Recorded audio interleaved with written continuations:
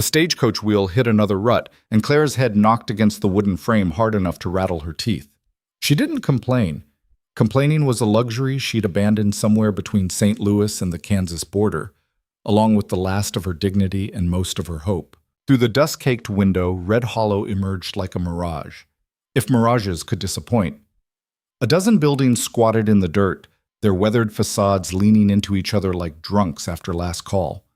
A saloon, a general store, a church that looked one strong wind away from collapse.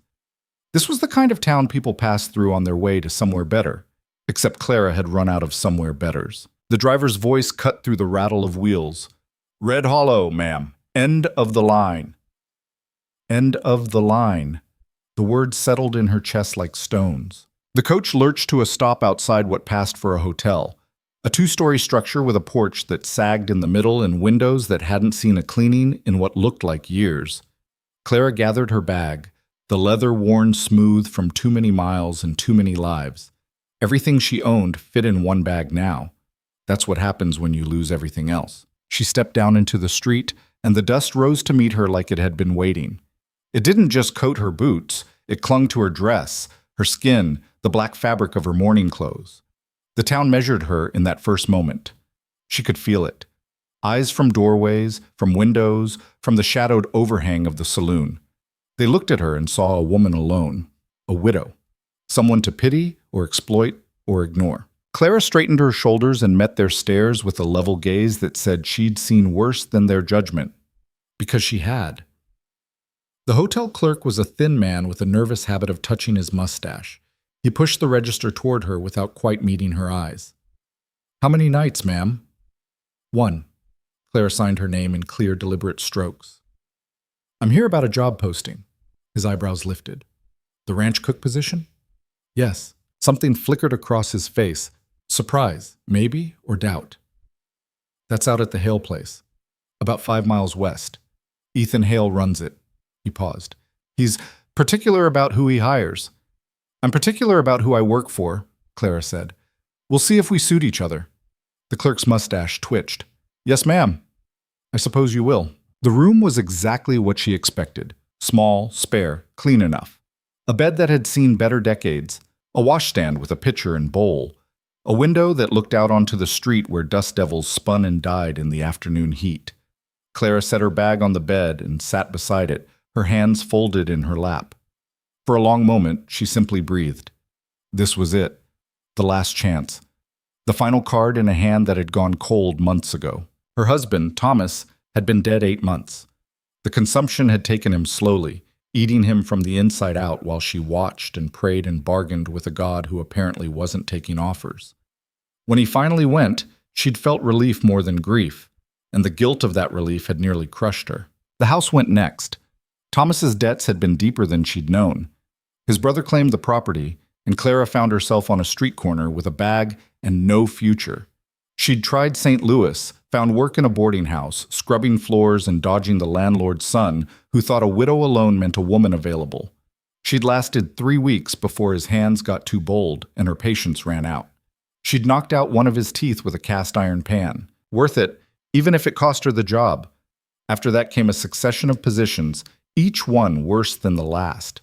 A factory where the air was so thick with cotton dust she coughed blood. A laundry where the steam scalded her hands raw. A private home where the lady of the house treated her like furniture, useful, expendable, invisible. And then she'd seen the posting. Ranch cook needed. Hale Ranch. Red Hollow. Hard work. Fair pay. No excuses. The last line had hooked her. No excuses. That was a language she understood. Clara stood and moved to the washstand, pouring water into the bowl. She scrubbed the travel dust from her face and hands, watching the water turn gray. Her reflection in the small mirror showed a woman she barely recognized, thinner than she used to be, harder around the eyes, the softness burned away by too much loss and not enough mercy. She was 32 years old. In another life, she might have had children by now. A home. A husband who didn't cough his lungs out in the dark. But that life belonged to someone else. Some version of Clara Vance who'd made different choices or gotten luckier breaks. This Clara had calluses on her palms and a spine made of something that wouldn't bend. She changed into her other dress. The same black fabric, the same severe lines. Mourning clothes served a practical purpose out here. They said, "I've already lost everything, so don't expect me to be afraid of you." The walk to the Hale Ranch took her through town and out into open country that stretched so wide it hurt to look at. Sky overhead so blue it felt like drowning. Grass that whispered secrets to the wind. Clara had grown up in Philadelphia, where buildings blocked the horizon and people blocked each other. This kind of space made her feel small and significant all at once. The ranch appeared gradually, first the fence line, then the main house, then the sprawl of outbuildings that marked a working operation. Barn, stables, bunkhouse, equipment sheds, horses in a corral, cattle in the distance, men moving with purpose across the yard. And standing on the porch of the main house, watching her approach, was Ethan Hale. She knew him immediately, though they'd never met. Some men carry their history in their posture, and Ethan Hale stood like someone who'd built everything he owned with his own hands and wasn't about to let anyone take it without a fight. He was tall, rangy, maybe 40 years old. His face had the kind of weathering that came from years under the sun, and a scar ran along his jaw, white against tanned skin. His eyes were the color of winter sky, and they watched her approach with the same expression he might give a horse he was considering buying, measuring, calculating, reserving judgment. Clara stopped at the base of the porch steps. "Mr. Hale? You're here about the cook position." Not a question. "Yes, sir." "Name?" "Clara Vance." He studied her for a long moment. "You worked a ranch before, Mrs. Vance?" "No, sir, but I've cooked for boarding houses, private homes, and a factory canteen that fed 60 men a shift. I can handle a kitchen under pressure." "This isn't a kitchen, it's a war zone. 6 cowhands at minimum, sometimes 12 during roundup. 3 meals a day, 7 days a week. Food needs to be good, hot, and on time, or you'll have a mutiny on your hands." "I don't mutiny easily," Clara said. Something that might have been humor flickered in his eyes. "No, I don't imagine you do." He came down the steps, moving with the careful precision of a man who'd broken bones and remembered the lessons. Up close, she could see the other scars, one across his knuckles, another at his collar. "Why are you really here, Mrs. Vance?" The question caught her off guard. "I need work." "There's work in St. Louis, Kansas City, places where a woman alone doesn't stand out so much." Clara met his gaze without flinching. "I'm tired of standing out for the wrong reasons. Out here, if I do my job well, that's all that matters." "You sure about that?" "No," she said honestly, "but I'm willing to find out." Ethan Hale studied her for another long moment, and Clara had the sense of being weighed on some internal scale she couldn't see. Finally, he nodded once. "Kitchen's around back. Go take a look. If you think you can handle it, we'll talk terms." The kitchen was worse than she'd expected and better than she'd feared. Someone had tried to maintain it once, but that someone had clearly given up or died or run away screaming. Grease coated the stove. Dishes piled in the basin. Flour dusted every surface like snow that had forgotten how to melt. Mice had gotten into the pantry. She could see their droppings in the corners. Clara set her bag down and rolled up her sleeves. 2 hours later, Ethan found her elbow-deep in soapy water. The kitchen transformed into something that resembled order. The stove gleamed. The dishes stood in neat stacks. She'd found a broom and swept the floor until it showed wood instead of dirt. The pantry had been emptied, cleaned, and reorganized, with a list of needed supplies written in her careful hand on a scrap of paper. He stood in the doorway, watching her work. "You don't wait for permission, do you?" "Permission to do what needs doing?" Clara straightened, pushing hair out of her face with the back of her wrist. "That seems like wasted time." "The last cook lasted 3 weeks, left in the middle of the night, didn't even collect his final pay." "Why?" "Said the work was too hard, the men too rough, the isolation too much." Ethan leaned against the doorframe. "He wasn't wrong on any count." "I'm not him," Clara said simply. "No." Ethan's expression shifted, still evaluating, but with something that might have been approval underneath. "No, I don't think you are." He straightened. $20 a month, room and board. You cook 3 meals a day, keep the kitchen clean, help with preserving and canning when the season calls for it.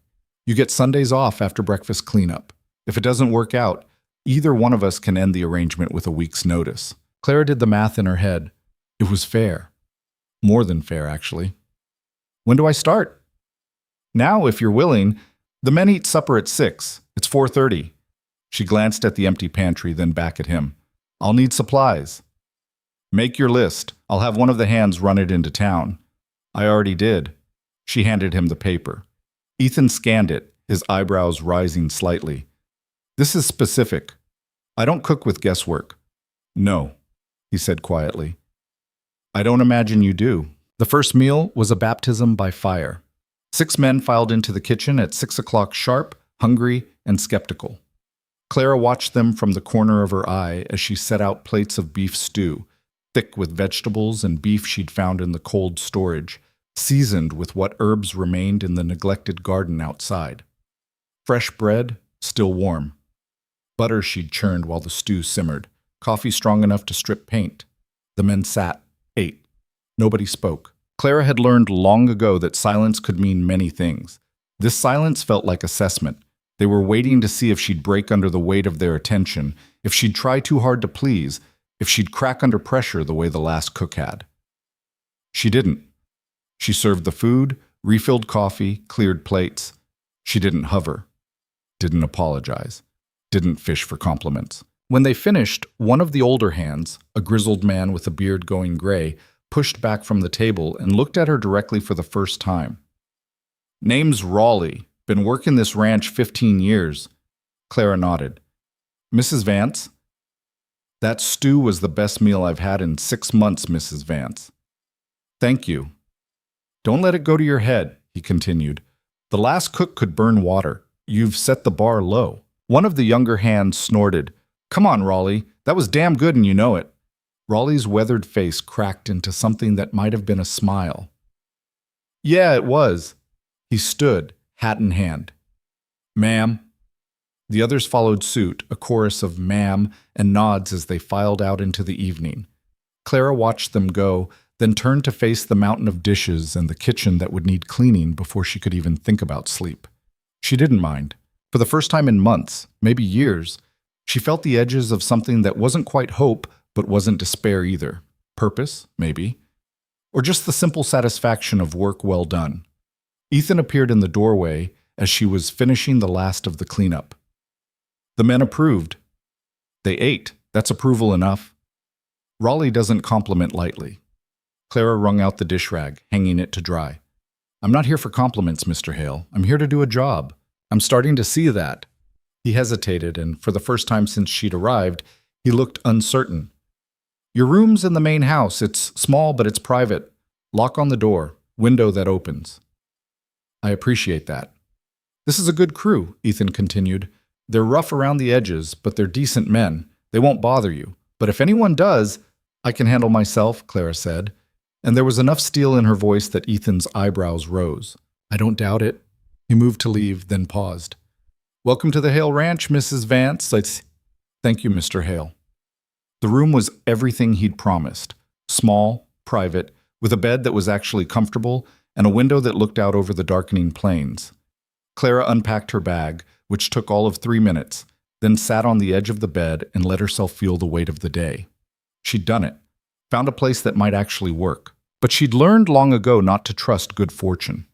Life had a way of taking back what it gave, usually when you just started to believe things might actually work out. So she didn't let herself relax into relief. She just breathed, planned tomorrow's breakfast, mentally cataloged what she'd need to do to get the kitchen running at full efficiency. Outside, the wind picked up, carrying the scent of grass and distance and something wild she couldn't name. Clara Vance had arrived at the Hale Ranch with nothing but will and a bag of worn clothes. Whether she'd stay, whether she'd thrive, whether this would be the fresh start she desperately needed or just another disappointment in a long line of them. That story was just beginning. The first week passed in a blur of early mornings and late nights. Clara established a rhythm that the ranch hands quickly learned to respect. Breakfast at dawn, lunch at noon, supper at 6. No exceptions, no excuses. She learned their names and their preferences. Raleigh liked his coffee black and bitter. Young Jesse had a sweet tooth, always hoping for pie. Tom and Billy were brothers who argued about everything except the quality of her biscuits. Those, they agreed, were worth fighting over. Sam, the quiet one, always thanked her twice. And Marcus, the newest hand, watched her with a wariness that spoke of bad experiences with women in authority. Clara treated them all the same, fair, professional, and utterly uninterested in their personal dramas. Ethan Hale remained a puzzle. He ate his meals alone in the main house, usually after the hands had finished. He was polite, reserved, and careful to maintain a distance that felt deliberate.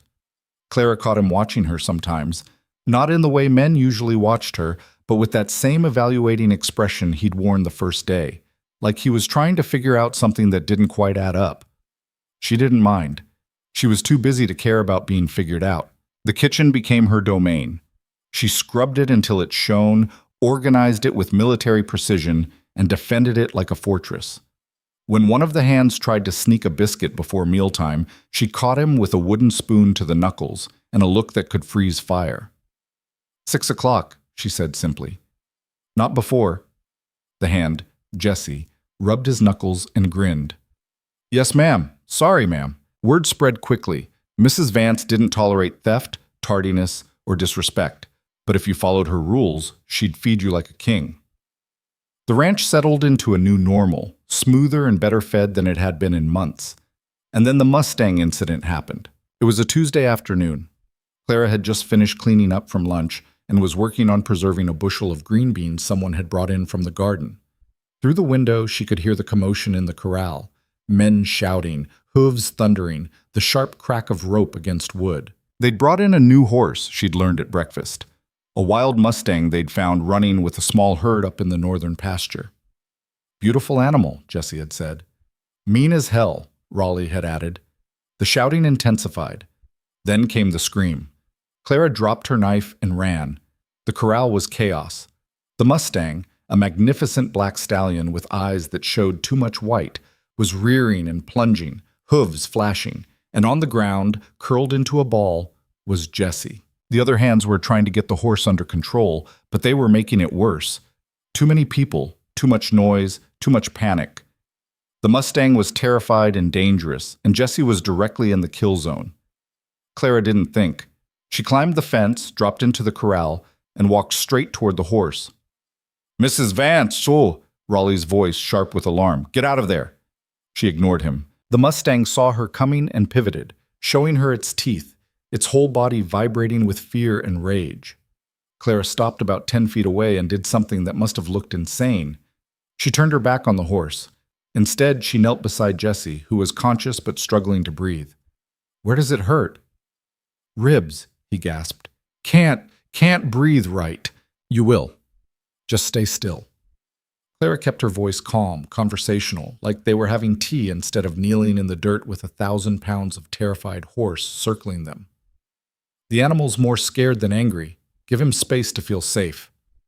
Behind her, she could hear the Mustang's movements, the stamp of hooves, the snort of breath. Getting closer. Testing. The other hands had gone silent. Even Raleigh had stopped shouting. Clara didn't look at the horse. She kept her attention on Jesse, checking his pupils, his pulse, the way he was breathing. Broken ribs, certainly. Maybe worse. But moving him right now with the horse in this state could trigger a fatal kick. What are you doing? Jesse whispered. Waiting, Clara said simply. The Mustang circled closer. She could feel the heat of its breath on her neck now. Every instinct screamed at her to run, to protect herself, to get out of the corral. She stayed perfectly still. The horse snorted, its muzzle almost touching her shoulder. And then, very slowly, Clara started to hum. Not a song exactly, just a low rhythmic sound that came from somewhere deep in her chest. The same kind of sound her mother had made when Clara was small and frightened in the dark. A human sound that said, "You're safe. I'm not a threat. We're both just trying to survive this." The Mustang's breathing began to slow. Clara kept humming. Behind her, she heard Ethan's voice, low, urgent. Nobody move. Don't even breathe loud. Time stretched. Seconds felt like hours. And then the Mustang took a step back. Then another. Clara stayed where she was, humming, until the horse had moved to the far side of the corral. Only then did she look up and gesture to Raleigh. Get him out, carefully. 2 hands climbed in and lifted Jesse as gently as they could, carrying him toward the fence. The Mustang watched, but didn't charge. Clara stood slowly, still humming, and backed toward the fence herself. When her hand touched wood, she finally let herself breathe. She climbed out to find the entire ranch staring at her. Ethan stepped forward, his face unreadable. "That was either the bravest or the stupidest thing I've ever seen." "Probably both," Clara said. Her hands were shaking now, the adrenaline catching up.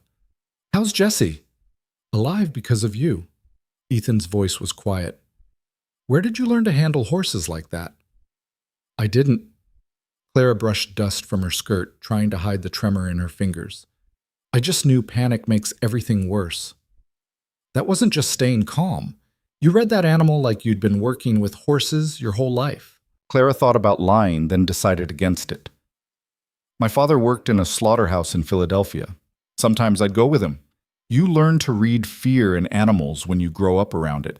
Fear looks the same whether it's a horse or a cow or a—" She stopped. "Or a husband dying slowly in the dark," she didn't say. "Or a woman alone in a city that wants to grind her down. Or yourself, staring in the mirror and wondering if you'll break before you get another chance." Ethan's expression shifted, something in his eyes that might have been understanding. "We need to get Jessie to the doctor in town." "I can set ribs," Clara said. "Did it for my husband more than once." Everyone looked at her. "He had consumption," she continued, matter of fact. "Coughing fits would crack his ribs near the end. The doctor showed me how to wrap them properly." She met Ethan's gaze. "If you want to save the trip to town, I can help. But it's your decision." Ethan studied her for a long moment. Then he nodded. "Show me." They brought Jessie into the main house, laying him on a bed in one of the spare rooms. Clara sent someone for clean cloth strips and whiskey, the latter for Jessie, not her. She worked quickly and efficiently, her hand steady despite the earlier shaking. She'd done this before, yes, but always for Thomas. Always in the dark, always with the weight of his dying hanging over everything. This was different. This was someone she might actually save. "This is gonna hurt," she warned Jessie. "Can't hurt worse than getting stepped on by that damn horse," he said, trying to grin through the pain. "You'd be surprised." Clara positioned her hands on his chest, feeling for the brakes. "On 3. 1." She pulled on 2, hard and fast. Jessie's scream probably scared birds 3 counties over. But when she finished rapping, his breathing came easier, and the color started returning to his face. "You're a liar, Mrs. Vance," he said when he could speak again. "I know." Clara cleaned her hands in the basin someone had brought. "But you're breathing, so I don't feel too guilty about it." Despite the pain, Jessie laughed. By evening, the story had spread through the ranch and into town. The new cook who'd walked into a corral with a wild Mustang. The widow who'd set broken ribs like a trained nurse. The woman who didn't panic when everyone else did. Clara heard the whispers when she went to town for supplies the next day. Saw the looks from the women outside the church, the men at the general store. Some of the looks were respect, some were suspicion, and some, especially from the women, were calculation. A capable woman, a widow, living out at a ranch with a widower and a crew of single men. The town's moral arithmetic was adding up to conclusions Clara could see forming in their eyes. She ignored it. She'd been judged before, would be judged again. The only opinion that mattered was whether she could do her job. But she'd underestimated how small towns worked. And she'd definitely underestimated Victor Kane. The first time Clara saw Victor Kane, he was standing on the porch of Red Hollow's only bank, talking to 3 men in suits that were too fine for the dusty street they stood on. He cut an impressive figure, tall, well-dressed, with silver threading through his dark hair, and the kind of confidence that came from money and power that had never been seriously challenged. He saw her walking toward the general store and tipped his hat. "Good morning, ma'am." Clara nodded politely and kept walking, but she felt his eyes following her and something cold settled in her stomach. She'd known men like him before, men who smiled with their mouths but calculated with their eyes, men who saw people as assets or obstacles, never as equals. At the general store, Mrs. Patterson, the owner's wife, was more talkative than usual. "I see you've caught Mr. Kane's attention," she said, wrapping Clara's order of flour and sugar. "I haven't caught anything, Mrs. Patterson. I'm just here for supplies." "Still," the woman leaned in, lowering her voice, "you should be careful out at that ranch, Mrs. Vance. People talk. People always talk." Yes, but they talk more when a single woman is living alone with men she's not related to. Mrs. Patterson's expression was concerned, or at least wanted to appear that way. I'm not judging, you understand. I'm just saying appearances matter. Clara met her gaze steadily. I'm working as a cook, Mrs. Patterson, that's all. If people want to make it into something else, that's their problem, not mine. Of course, dear. Of course. But Mrs. Patterson's eyes said she didn't quite believe it. Clara paid for her supplies and left, that cold feeling in her stomach spreading. She'd been at the Hale Ranch for 3 weeks. 3 weeks of good work, fair pay, and the closest thing to stability she'd known in years. She'd started to think, just barely started to think, that maybe this could work, that maybe she'd found a place where her past didn't matter and her future could be something other than survival. But towns like Red Hollow didn't work that way. They needed scandals to spice up their dull lives. They needed someone to whisper about, to judge, to feel superior to. And a widow living at a ranch with a widower was too tempting a target to resist. That night, Ethan knocked on the kitchen door while Clara was preparing the next day's bread dough. Got a minute? He asked. Of course. Clara wiped her hands on her apron. Is something wrong? No. Maybe. I don't know. Ethan looked uncomfortable, which was unusual for him. I heard some talk in town today. Clara's stomach tightened. About? You. Me. The ranch. He ran a hand through his hair. Look, I know what people are saying, and I know it's not fair. You're doing your job, nothing more.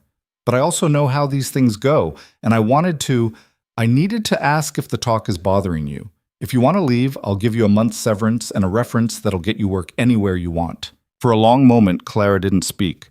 She looked at this man who'd given her a chance when no one else would, who treated her fairly, who was now offering her an easy out because he was worried about her reputation. Mr. Hale, she said finally, I appreciate your concern, but I've been talked about before. I survived a husband dying slowly in a one-room apartment while neighbors whispered that it was my fault for not taking better care of him. I survived being thrown out by his family because I wasn't worth the cost of keeping. I survived men who thought a widow meant available and women who thought I was competition. She held his gaze. If you're satisfied with my work, I'm staying. And if people want to talk, they can talk all they want. I've got bread to make. Ethan stared at her. Then, slowly, something that might have been respect settled across his features. You're tougher than you look, Mrs. Vance. I'm exactly as tough as I look, Mr. Hale. People just don't look very closely. He almost smiled. No, I suppose they don't. He moved to leave, then paused. For what it's worth, you're the best cook this ranch has ever had. And the men respect you. That's not nothing. No, Clara agreed. It's not. After he left, Clara went back to her bread dough, kneading it with more force than necessary. The talk would get worse before it got better. She knew that. Small towns fed on gossip like vultures on carrion. But she'd meant what she said. She'd survived worse. She could survive this. What she didn't know, what she couldn't have known, was that the talk wasn't just idle gossip. Victor Kane was listening, and he was starting to form a plan. Victor Kane didn't visit the Hale Ranch immediately. Men like him understood the value of patience, of letting situations develop before making their moves. He'd built an empire in Red Hollow through careful observation and perfect timing, buying up land when droughts made ranchers desperate, controlling the water rights that meant the difference between prosperity and ruin. The Hale Ranch sat on some of the best grazing land in the territory, with a creek that ran year-round and access to the northern water table that never went dry. Ethan Hale had refused to sell for 5 years running. Kane was nothing if not persistent. But his strategy was about to change because Clara Vance had just given him a new angle to exploit. It started small, the way poison always does. A week after her conversation with Ethan, Clara noticed the women in town had stopped making eye contact with her. At the general store, conversations died when she entered. Mrs. Patterson still took her money, but the friendly chatter had vanished, replaced by a tight-lipped efficiency that spoke louder than words. Clara loaded her supplies into the wagon and tried to ignore the sensation of being watched, judged, found wanting by people who didn't know her and had never bothered to try. On her way out of town, she passed the church. Reverend Michaels stood on the steps, talking to a cluster of women in their Sunday dresses despite it being Thursday. When he saw Clara, he raised his hand in what might have been a wave or a warning. She didn't stop to find out which. Back at the ranch, life continued its rhythm. The men ate, worked, came back hungry. Clara cooked, cleaned, planned menus around what was available and what was affordable. She'd started a proper vegetable garden, expanding the neglected patch behind the kitchen into something that might actually produce enough to get them through winter. Jesse, recovered enough to work light duties, helped her with the digging when his ribs allowed it. "You're quiet today, Mrs. Vance," he said, leaning on his shovel. "Thinking." "About what?" Clara jabbed her spade into the hard earth. "About how people would rather believe the worst than consider they might be wrong." Jesse was quiet for a moment. "You talking about the town gossip?" "Among other things." "For what it's worth, nobody here believes that garbage." Jesse's young face was earnest. "We know you're just doing your job, and doing it damn well if you ask me." "I appreciate that, Jesse, but the men here aren't the problem." "Then who is?" Clara looked toward town, though she couldn't see it from here. "People who need someone to look down on so they can feel better about themselves. People who've decided I'm convenient for their stories." "That's not fair." "No," Clara agreed. "It's not. But fair doesn't matter much when reputation is the only currency people trade in." She went back to digging, and Jesse wisely let the subject drop. That evening, Ethan found her in the kitchen after supper cleanup. He looked troubled, which immediately put Clara on edge. Ethan Hale didn't trouble easily. "We need to talk," he said. Clara set down the pot she'd been scrubbing. "All right. I had a visitor today, Victor Kane." The name landed between them like a stone in still water. "What did he want?" "Same thing he's wanted for 5 years. To buy my land." Ethan pulled out a chair and sat, which was unusual. He normally stood during conversations, as if sitting might make him vulnerable. But this time he had a new argument. Clara's hand stilled in the wash water. "Me. You." Ethan's jaw tightened. He suggested that my reputation was suffering because of the arrangement here. That a single woman living on a ranch with unmarried men was causing talk. That it would be in everyone's best interest if I reconsidered his offer, sold the land, and moved somewhere my morals wouldn't be questioned. "My morals," Clara said flatly, "not yours." "Oh, he questioned mine too, but in that polite way that makes it clear he's doing me a favor by bringing it to my attention." Ethan's knuckles went white where they gripped the table edge. "He offered to help you find appropriate employment in town. Under supervision," he said. "Somewhere more suitable for a woman of your station." Clara felt something cold and sharp settle in her chest. How generous of him. I told him to go to hell. Despite everything, Clara almost smiled. I imagine he took that well. About as well as you'd expect. Ethan stood, began pacing the small kitchen. "But here's the thing, Clara." She noticed the use of her first name. He'd never done that before. Kane doesn't make offers without leverage, and he doesn't threaten directly. He finds pressure points and applies force until something breaks. Ethan stopped, looked at her directly. "I need you to understand what you're caught in the middle of. This isn't about morality or reputation. It's about water rights and land value and a man who's used to getting what he wants." "And he thinks I'm your pressure point." "Yes." Clara dried her hands slowly, thinking. "Mr. Hale, I've been a pressure point before. My husband's family used me to justify taking everything we owned. My landlords used me to justify paying less than living wages. I'm familiar with being leverage." She met his eyes. "The question is, are you planning to give him what he wants?" "No." "Then what are you planning?" Ethan was quiet for a long moment. "I'm planning to weather this storm the same way I've weathered everything else. By keeping my head down, doing my work, and waiting for him to find easier prey." "That's not a plan," Clara said. "That's hope disguised as strategy." His eyebrows rose. "You got a better idea." "Yes, we stop pretending this is about morality and start treating it like what it is, business warfare. Kane wants your land.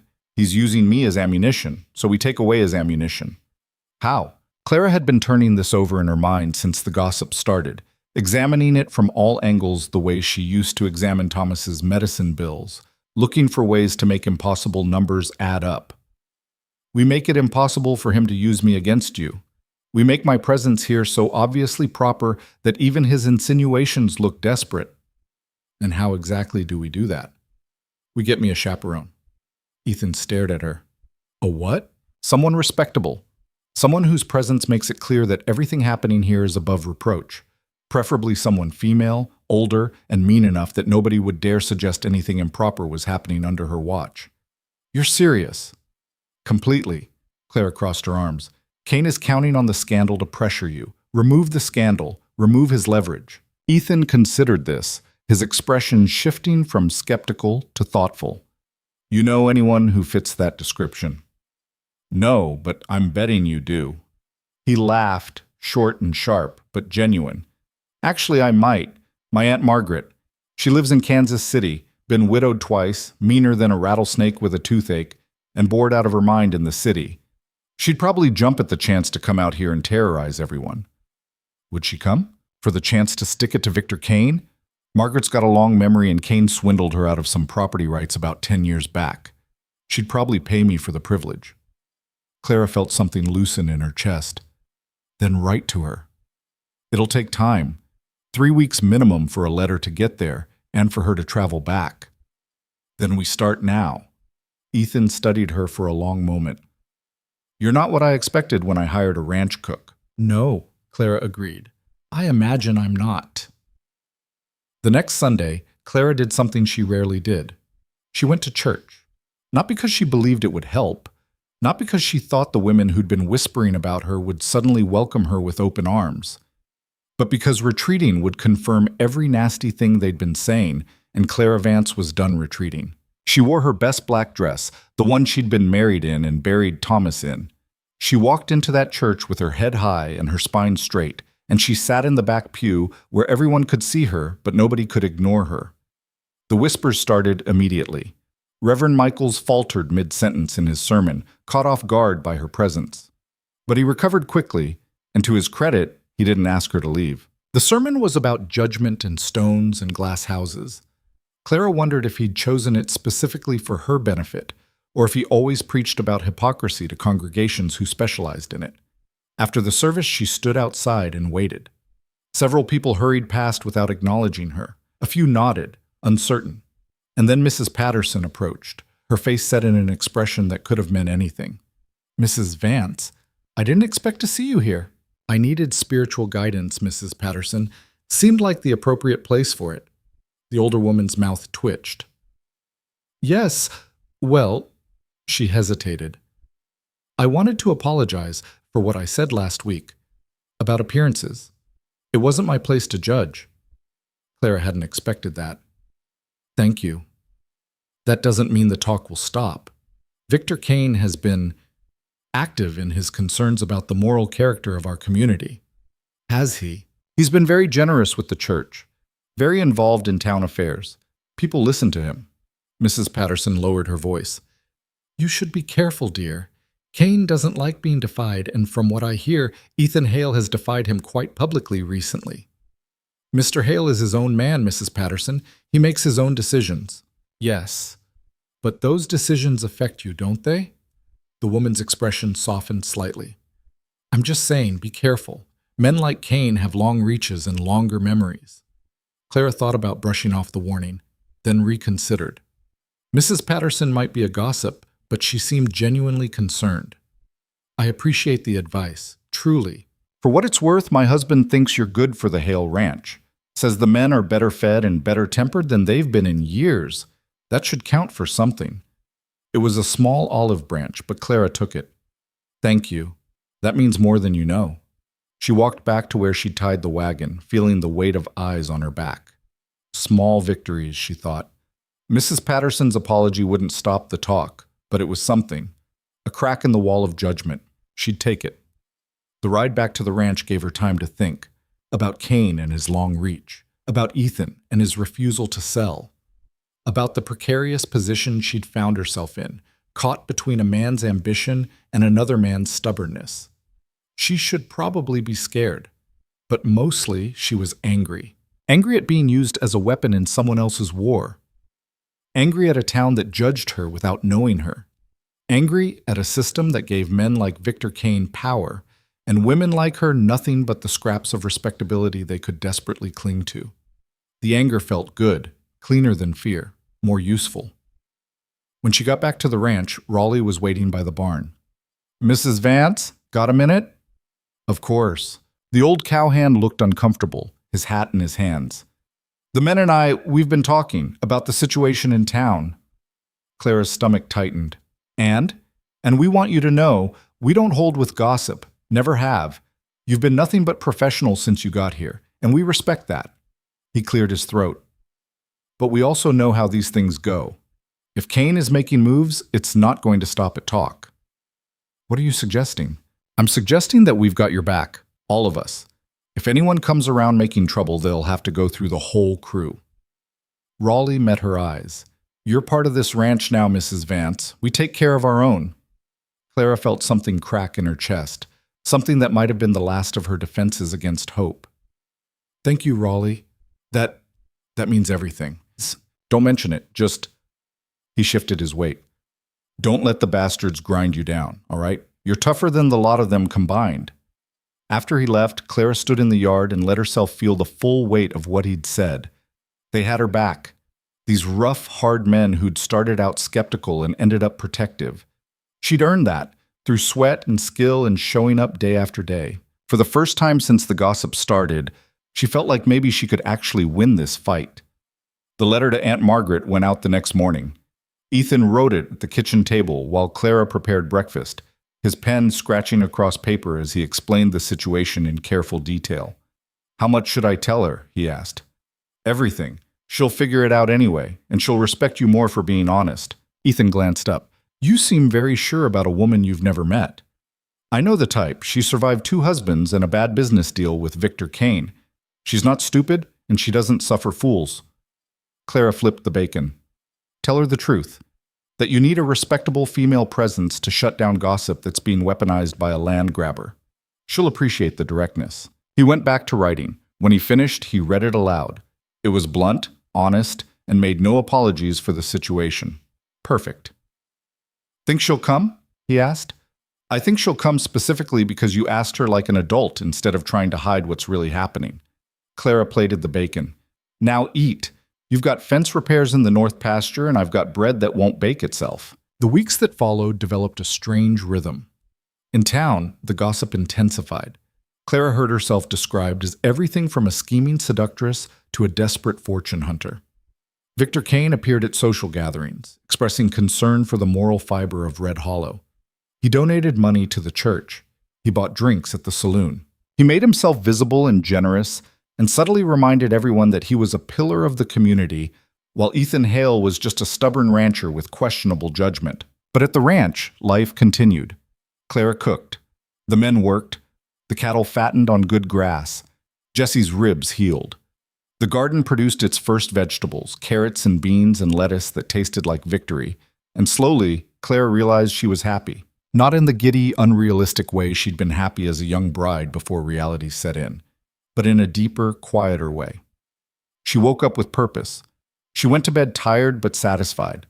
She was good at her work and knew it. The men respected her. Ethan trusted her judgment. It was enough. It was more than enough. It was everything she'd been fighting for without knowing what she was fighting toward. Then Aunt Margaret's reply arrived. Ethan brought the letter to the kitchen one afternoon, his expression somewhere between amused and apprehensive. She's coming. When? She'll be on the stage next Tuesday. He handed Clara the letter. You should probably read this yourself. The handwriting was bold and unapologetic, the language even more so. Ethan, about damn time you asked for help with something. I've been rotting in Kansas City watching my neighbors gossip about who's sleeping with whose husband while pretending to care about charity work. The idea of coming out there and making Victor Kane's life miserable is the best offer I've had in years. I'll arrive Tuesday. Have a decent room ready. I'm too old to sleep on a cot. And tell this cook of yours that if she can't handle having another woman in the kitchen, she'd better toughen up fast because I don't plan on being decorative. Your cantankerous aunt, Margaret Clara, looked up to find Ethan watching her. Well, he said, I like her already. You say that now. Wait until she gets here and starts terrorizing everyone. Maybe that's exactly what we need. Ethan's expression softened. Maybe it is. That night, Clara lay in bed and thought about what was coming. Aunt Margaret would change the dynamic, certainly. But more than that, Her arrival would force Kane to either escalate or back down. The respectable chaperone would undercut his moral arguments. He'd have to find a new pressure point, which meant things were about to get worse before they got better. Clara had learned to trust her instincts about danger. They'd kept her alive through Thomas's death and the streets of St. Louis and every bad situation since. And right now, those instincts were screaming that Kane wasn't done. Not by a long shot. She just didn't know what his next move would be. Tuesday arrived with unseasonable heat and a sky that looked like hammered copper. Clara spent the morning baking, partly because the hands needed feeding, but mostly because she needed something to do with her hands that wasn't worrying. Ethan took the wagon into town alone to collect his aunt. Clara had offered to come, but he'd refused. Margaret will want to size up the situation herself before meeting you. She's particular about first impressions. So Clara waited. Baked 6 loaves of bread. Made 2 pies. Started a stew that could feed an army. Reorganized the pantry for the 3rd time that month. When she heard the wagon wheels in the yard, she took a deep breath and stepped outside. Aunt Margaret was not what she'd expected. The woman who climbed down from the wagon was small, barely 5 feet tall, with white hair pulled back in a severe bun and eyes that could cut glass. She wore black like Clara, but her mourning clothes had the look of custom tailoring and good fabric. She took in the ranch with one sweeping glance, then turned that penetrating gaze on Clara. "So you're the cook causing all the fuss." Clara straightened her spine. "I'm Clara Vance, ma'am, the cook who's doing her job. Same thing in a town this small." Margaret's expression didn't soften, but something that might have been approval flickered in her eyes. "Well, don't just stand there. Help an old woman with her bags." The bags were numerous and heavy. Clara grabbed 2 while Ethan handled the rest. "Your room is ready, Aunt Margaret," he said. Clara cleaned it herself. Did she? Margaret followed them inside, her sharp eyes missing nothing. "Nice house, Ethan. You've done well for yourself." "Thank you. Don't let it go to your head. Victor Kane wants it, which means it's worth having." She stopped in the main room, looking around. "Where's the kitchen?" Clara led her through. The kitchen gleamed, she'd made sure of that, with the afternoon sun streaming through clean windows and the smell of fresh bread filling the air. Margaret walked the perimeter slowly, opening cabinets, checking the stove, running a finger along the counter edge. Clara held her breath. Finally, the old woman turned. "You keep a good kitchen, Mrs. Vance." "Thank you, ma'am." "Don't thank me yet. I'll be watching how you maintain it when you're not trying to impress anyone." Margaret pulled out a chair and sat with the air of someone claiming territory.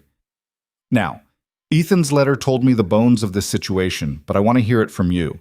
What exactly has Victor Kane done to make your life difficult?" Clara sat across from her. "He's using my presence here to pressure Mr. Hale into selling, spreading gossip, questioning my character, suggesting that the situation is improper." "Is it?" The question was sharp, direct. Clara met it head on. "No, ma'am. I cook, I clean, I do my job. Nothing more." "Men here treat you with respect?" "Yes." "Ethan give you any trouble?" "None." "You want him to?" Clara blinked. "Excuse me?" Margaret's expression was unreadable. "Simple question, girl. Are you interested in my nephew romantically, or is this strictly employment?" "It's employment," Clara said firmly. "Mr. Hale gave me a job when I needed one. I'm grateful for that, but I'm not looking for a husband, and I don't think he's looking for a wife." "Fair enough." Margaret settled back in her chair. "But you need to understand something. Once I'm here, Kane can't use the impropriety angle anymore, which means he'll find something else. Something dirtier, probably. You prepared for that?" "I've survived worse than gossip, ma'am." "I'm sure you have. Widows generally do." Margaret's voice gentled slightly. "But surviving and winning are different things. Kane plays to destroy. If we're going to beat him, we need to be smarter and meaner than he is." Clara felt something shift in her chest. "We? You think I came all the way out here just to be decorative?" Margaret's smile was sharp. "My nephew asked for help. I'm here to give it. Which means whatever war Kane is waging, he's got 2 opponents now instead of 1. 3, Ethan said from the doorway. "At least." Margaret looked between them, and for the first time something almost warm crossed her features. "Well then, I'd say Mr. Kane has underestimated his opposition." "Let's hope so," Clara said. "Hope's got nothing to do with it, girl. We're going to make damn sure of it. That night, Clara served dinner to the hands as usual. But when she brought Ethan and Margaret their meal in the main house, the atmosphere had changed.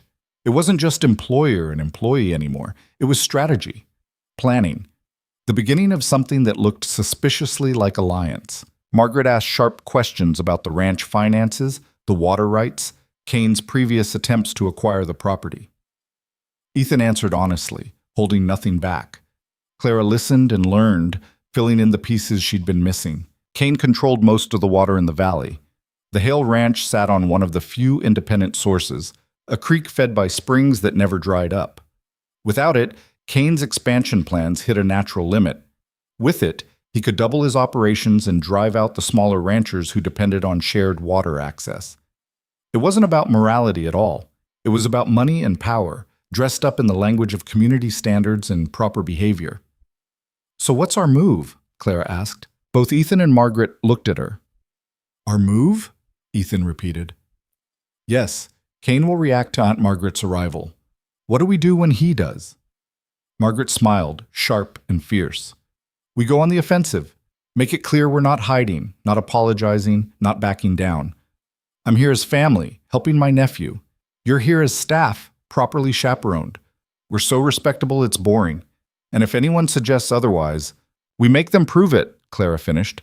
"Force them to either put up evidence or shut up." "Exactly." Ethan looked between the two women, something like wonder in his expression.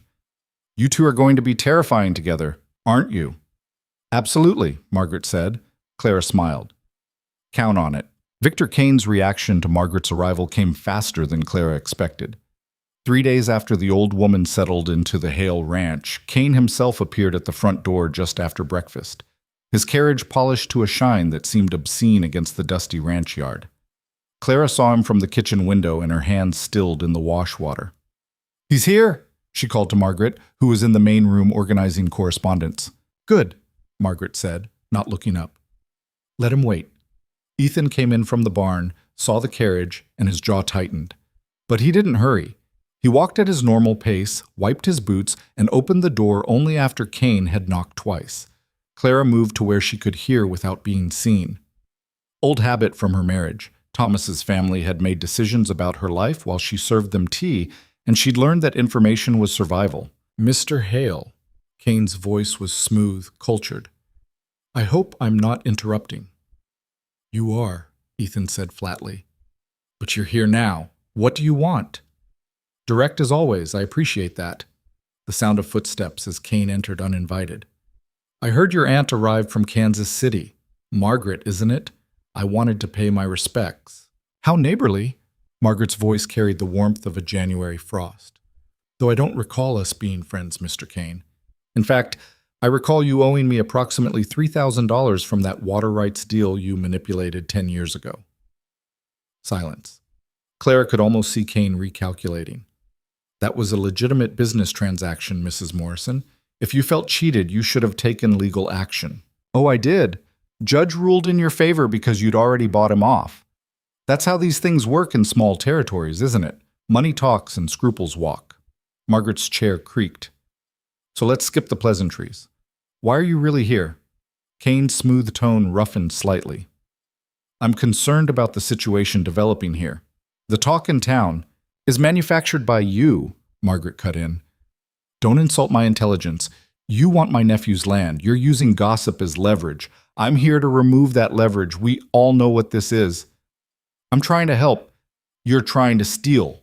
Ethan's voice was hard. "Same as you've been trying for 5 years. The answer is still no, Kane. It'll be no tomorrow, no next month, no next year. I'm not selling." "Everything has a price, Mr. Hale. Not everything. Some things you build because they matter more than money." Clara heard Kane shift his weight. "Your pride is admirable. But pride doesn't pay debts when the banks come calling. Pride doesn't keep cattle alive through drought. Pride doesn't—" "My finances are none of your concern," Ethan said. "And I've been through droughts before without your help. This is different. The railroad's coming through. Land values are changing. In 5 years, this whole valley will be worth 10 times what it is now. I'm offering you a chance to profit from that." "By selling to you at current prices so you can profit even more?" Margaret laughed, sharp and bitter. "You must think we're idiots." I think you're emotional about business that requires cold calculation. Kane's voice hardened. And I think you're being reckless. This ranch operates on thin margins. One bad season, one disaster, and you'll lose everything anyway. At least my offer guarantees you walk away with something. I'll take my chances, Ethan said. Even with the added burden of supporting additional staff, mouths to feed, wages to pay? The implication was clear. He meant Clara and Margaret both. That's a heavy load for a struggling operation. We're managing fine. For now. Kane's footsteps moved toward the door. But circumstances change, Mr. Hale, sometimes quickly. I'd hate to see you forced into a position where you have no choice but to accept terms far less favorable than what I'm offering now. Is that a threat? It's a prediction, based on economics and experience. The door opened. I'll leave you to think about it, but don't wait too long. My patience has limits. So does mine, Ethan said, and you just found it. The door closed. Clara heard the carriage pull away. She waited a beat, then stepped into the main room. Margaret and Ethan stood facing each other, tension radiating off both of them like heat. He's going to make trouble, Margaret said. Let him try. Ethan, the old woman's voice was sharp. Don't let your pride make you stupid. Kane doesn't bluff. If he's predicting disaster, he's planning disaster. What am I supposed to do? Cave to extortion? No, but be ready for whatever he throws at you. Margaret looked at Clara. At all of us. Clara stepped fully into the room. What kind of disaster could he manufacture? Any kind he wants, Margaret said bluntly. He controls the town council, has the sheriff in his pocket, owns the bank that holds mortgages on half the properties in the valley. She counted on her fingers. He could call in loans, create legal problems, spread rumors that damage business relationships, or, she paused, he could get physical. Physical? Clara's stomach tightened. Sabotage. Accidents that aren't accidents. Cattle poisoning, fence cutting, barn fires. Margaret's expression was grim. I've seen him do it before to ranchers who wouldn't sell. Never anything he can be directly tied to, but the pattern's clear enough. Ethan's hands clenched. If he touches this ranch. You'll what? Challenge him to a duel? Margaret shook her head. He's too smart for that. He'll make it look random. Bad luck. And you'll have no proof, no recourse, and mounting bills you can't pay. Clara thought about the threat Kane had just made, the precision of his words. One disaster. That's all it would take to break Ethan's financial stability. And Kane had basically announced he was planning to provide one. Then we prepare, she said. Both of them looked at her. We can't stop him from trying, Clara continued, working through it aloud. But we can be ready. Extra vigilance on the property, locks on the barn, someone watching at night. We make it as hard as possible for him to hurt us without getting caught. That's a siege mentality, Ethan said. We can't live like that indefinitely. No, but we can live like that long enough to outlast his patience. Clara crossed her arms. He said it himself. His patience has limits. If we make every move too difficult, too risky, eventually he'll decide we're not worth the effort. Margaret studied her with new intensity. You've thought about this kind of thing before. I've survived men who wanted to control me before, Clara said quietly. Different methods, same principle. Make yourself more trouble than you're worth. And if that doesn't work? Clara met her gaze steadily. Then we fight dirty. The old woman smiled. I knew I was going to like you. The first incident happened 4 days later. Clara was up before dawn as usual, stoking the stove for breakfast. Through the kitchen window, she saw movement near the barn. Wrong movement, furtive and quick. She grabbed the heavy iron poker from beside the stove and moved to the door. Raleigh, she called. Barn! The old cowhand slept in the bunkhouse closest to the main house. He appeared in his union suit, rifle in hand, before Clara finished shouting. 2 other hands followed, pulling on pants as they ran. By the time they reached the barn, whoever had been there was gone. But they'd left evidence, a can of kerosene half spilled near the hay storage. The smell was overwhelming. Jesus, Jessie breathed. Another few minutes and this whole place could have gone up. Ethan arrived, took one look, and his face went hard as stone. Everyone all right? Fine, Raleigh said. Mrs. Vance spotted them. Ethan looked at Clara, still in her nightdress and robe, iron poker gripped in white-knuckled hands. You could have been hurt. So could the horses. Clara's voice shook slightly. aftermath of adrenaline. I just called for help. Raleigh did the rest. You called at exactly the right time, Raleigh said. Another minute and whoever was out here would have lit that kerosene. They were setting up to burn us out. The implications settled over everyone like ash.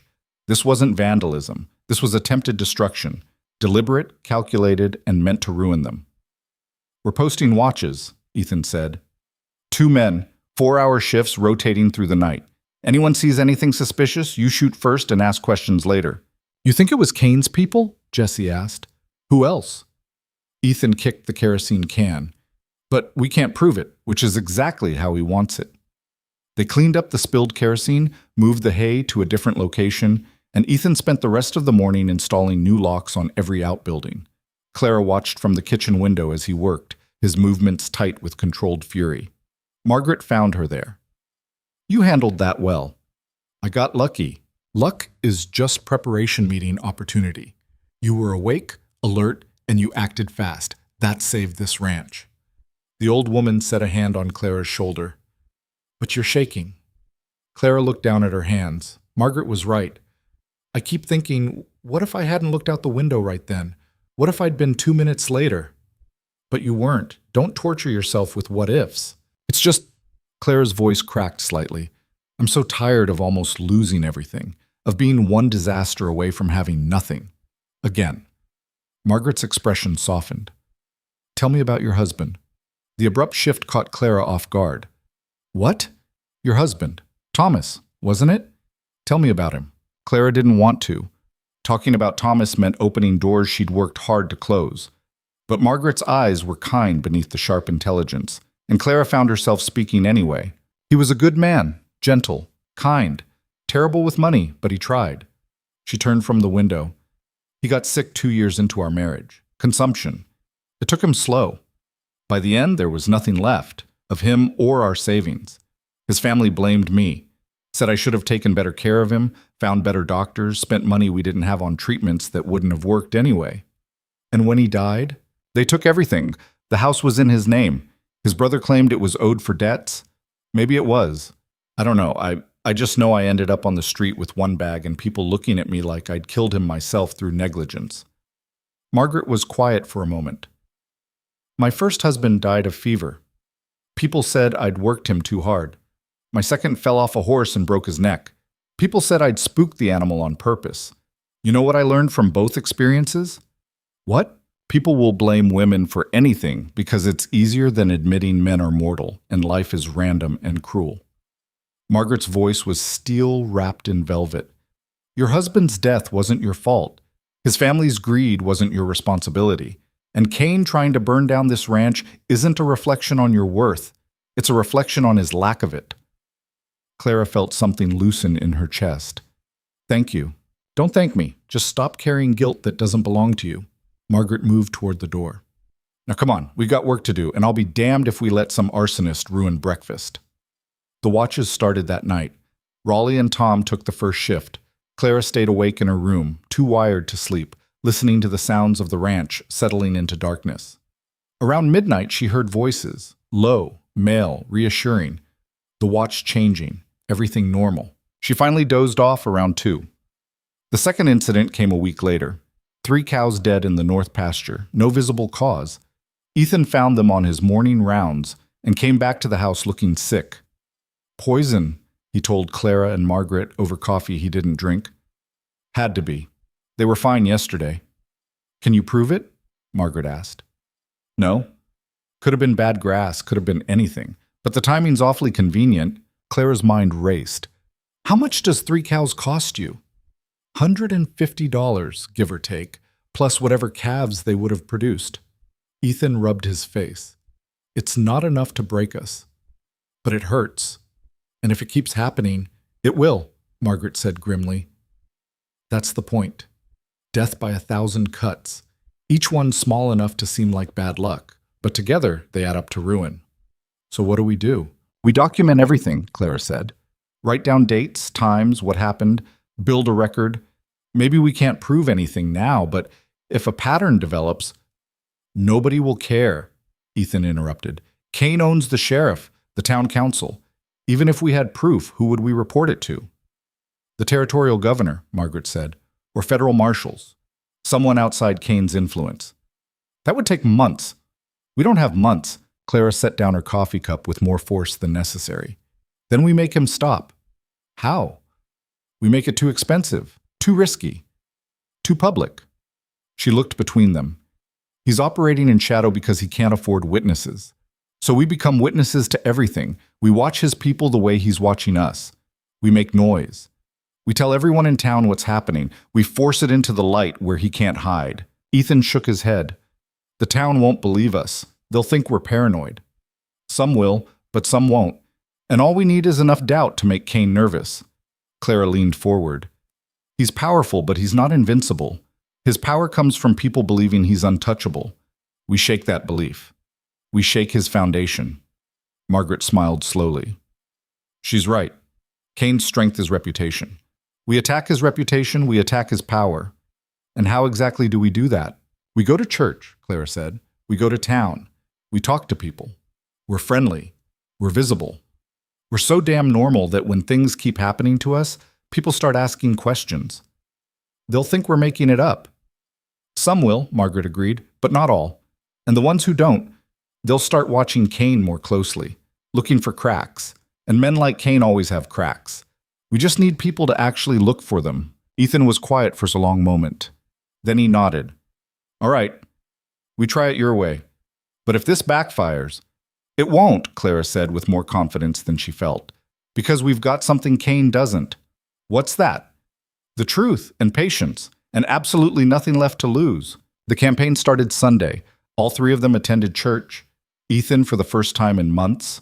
Margaret in her finest black silk. Clara in the same dress she'd worn before.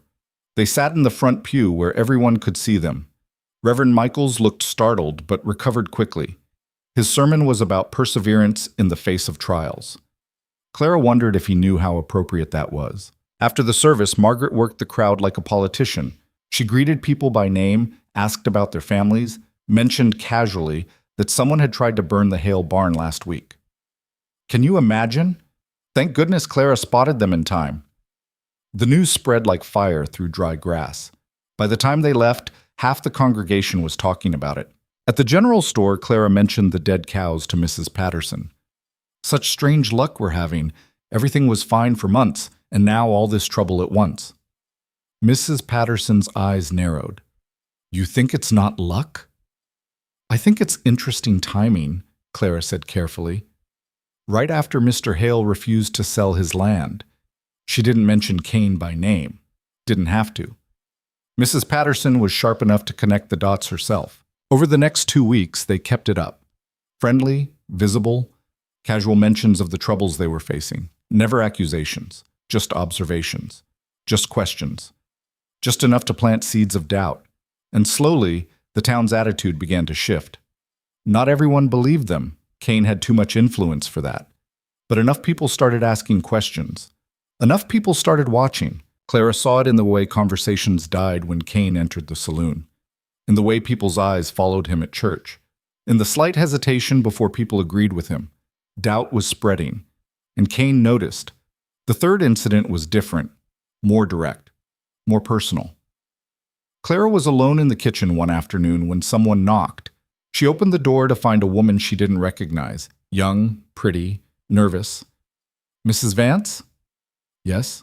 My name is Sarah Mitchell. I work at the saloon. The woman twisted her hands together. I need to tell you something about Mr. Kane. Clara's pulse quickened. Come in.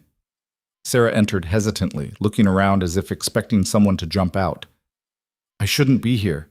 If Kane finds out, he won't, Clara said firmly. Sit. Tell me what you know. The woman sat on the edge of a chair. Kane comes to the saloon most nights, drinks with his men. I serve them, and they forget I'm there. Or they don't care. She swallowed hard. Last week I heard them talking about the barn, about how they needed to be more careful next time, about how Hale was tougher than they expected, but everyone breaks eventually. Clara felt ice in her veins. You heard them admit to the arson attempt? Yes. And to poisoning the cows. And they were planning something else, something bigger. I couldn't hear all of it, but they mentioned fire again. and making sure nobody could prove anything. Why are you telling me this? Sarah's eyes filled with tears. Because my brother worked for a rancher up north 2 years ago. The rancher wouldn't sell to Cain either. There was a fire. My brother died trying to save the horses. Her voice broke. Cain bought the land at auction 6 months later, and nobody ever proved anything. But I knew. We all knew. Clara reached across and took the woman's shaking hands. I'm so sorry. I can't let it happen again. I can't. Sarah pulled her hands back, wiping her eyes. But I can't testify. Cain would ruin me, worse than ruin me. I needed someone to know, to be ready. We'll be ready, Clara promised, and we won't let anyone know where the information came from. After Sarah left, Clara sat in the quiet kitchen and tried to process what she'd just learned. Cain had killed before, would kill again, and they were in his crosshairs with nothing but vigilance and hope standing between them and disaster. When Ethan and Margaret came in for supper, she told them everything. Margaret's face went pale. He killed a man and got away with it. We don't have proof, Ethan said, but his voice was hollow. Just hearsay from a saloon girl. It's more than we had before, Clara said, and it confirms what we already suspected. He's escalating. Then we need help. Real help. Ethan stood abruptly. I'm writing to the territorial capital, filing a complaint with the marshal's office. Even if Cain owns the local law, he can't own federal marshals. That's a 3-day ride each way, Margaret said. What if something happens while you're gone? Then you and Clara and the men handle it. You've proven you can. Ethan looked at Clara. You saved the barn once. You can do it again if you have to. Clara wanted to argue, wanted to say they needed him here, but she saw the determination in his face and knew he was right. They needed outside help, someone Cain couldn't buy or threaten. When will you leave? Tomorrow at first light. I'll take Raleigh with me. He's got family near the capital, knows the territory. We'll be back within a week. A lot can happen in a week, Margaret said quietly. I know. Ethan's jaw set. But we're out of options. Cain's planning something big. We need marshals here before he makes his move. That night, Clara barely slept. She kept thinking about Sarah Mitchell's brother, about fire and death and Cain buying the ruins at auction, about how easy it was for a man with money and power to destroy lives and face no consequences. She thought about running, taking Margaret and leaving Ethan to fight this battle alone. It would be safer, smarter maybe. But she'd run from too many things already, and she was tired of running. Around 3 a.m, she gave up on sleep and went to the kitchen, made coffee, watched the darkness outside the window, and wondered what it was hiding. She found herself thinking about Thomas, not the sick, dying Thomas, but the man she'd married. Young and hopeful and convinced everything would work out fine. He'd believed in goodness, in fairness, in the idea that hard work and honest living would be rewarded. Life had proven him wrong on all counts, but Clara was still here, still fighting, still refusing to let the Victor Cains of the world take everything without a struggle. Maybe that was Thomas's real legacy, not the debts or the death, but the stubborn refusal to give up that Clara had learned from watching him keep trying even when trying was pointless. She heard footsteps and turned to find Margaret in the doorway, also unable to sleep. Coffee? Clara offered. Please. They sat in comfortable silence for a while. 2 women who'd both buried husbands and survived men who'd tried to break them. Finally, Margaret spoke. When Ethan leaves tomorrow, we'll be the primary defense for this ranch. I know. Are you scared? Clara considered lying, then decided against it. Terrified. But I've been terrified before. It doesn't stop anything from needing to be done. No, Margaret agreed. It doesn't. She sipped her coffee. You're stronger than you think, Clara Vance. I'm exactly as strong as I need to be. Nothing more, nothing less. That's still stronger than most people ever have to be. Margaret set down her cup. Whatever happens in the next week, we face it together. Agreed?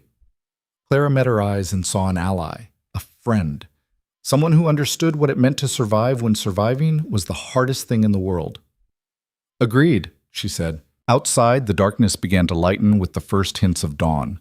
Somewhere in that coming day, Ethan would ride out to seek help. Somewhere in that coming day, Cain would make his next move. And somewhere in that coming day, Clara would have to be ready for whatever came. She'd survived a husband's death, survived poverty and prejudice and a dozen different kinds of loss. She could survive this too. She had to, because the alternative was unthinkable. Ethan left at dawn with Raleigh, their horses loaded with supplies for the 3-day ride to the territorial capital. Clara watched from the kitchen window as they disappeared into the morning mist, and the weight of responsibility settled on her shoulders like a physical thing. Margaret appeared beside her. "He'll be fine. Raleigh knows every trail between here and there." "I'm not worried about the trail," Clara said. "I'm worried about what happens here while he's gone." "Then we'd better make sure nothing does." They gathered the remaining hands after breakfast. Tom, Billy, Jesse, Sam, and Marcus, 5 men against whatever Kane might throw at them. It should have felt hopeless. Instead, Clara felt something almost like determination.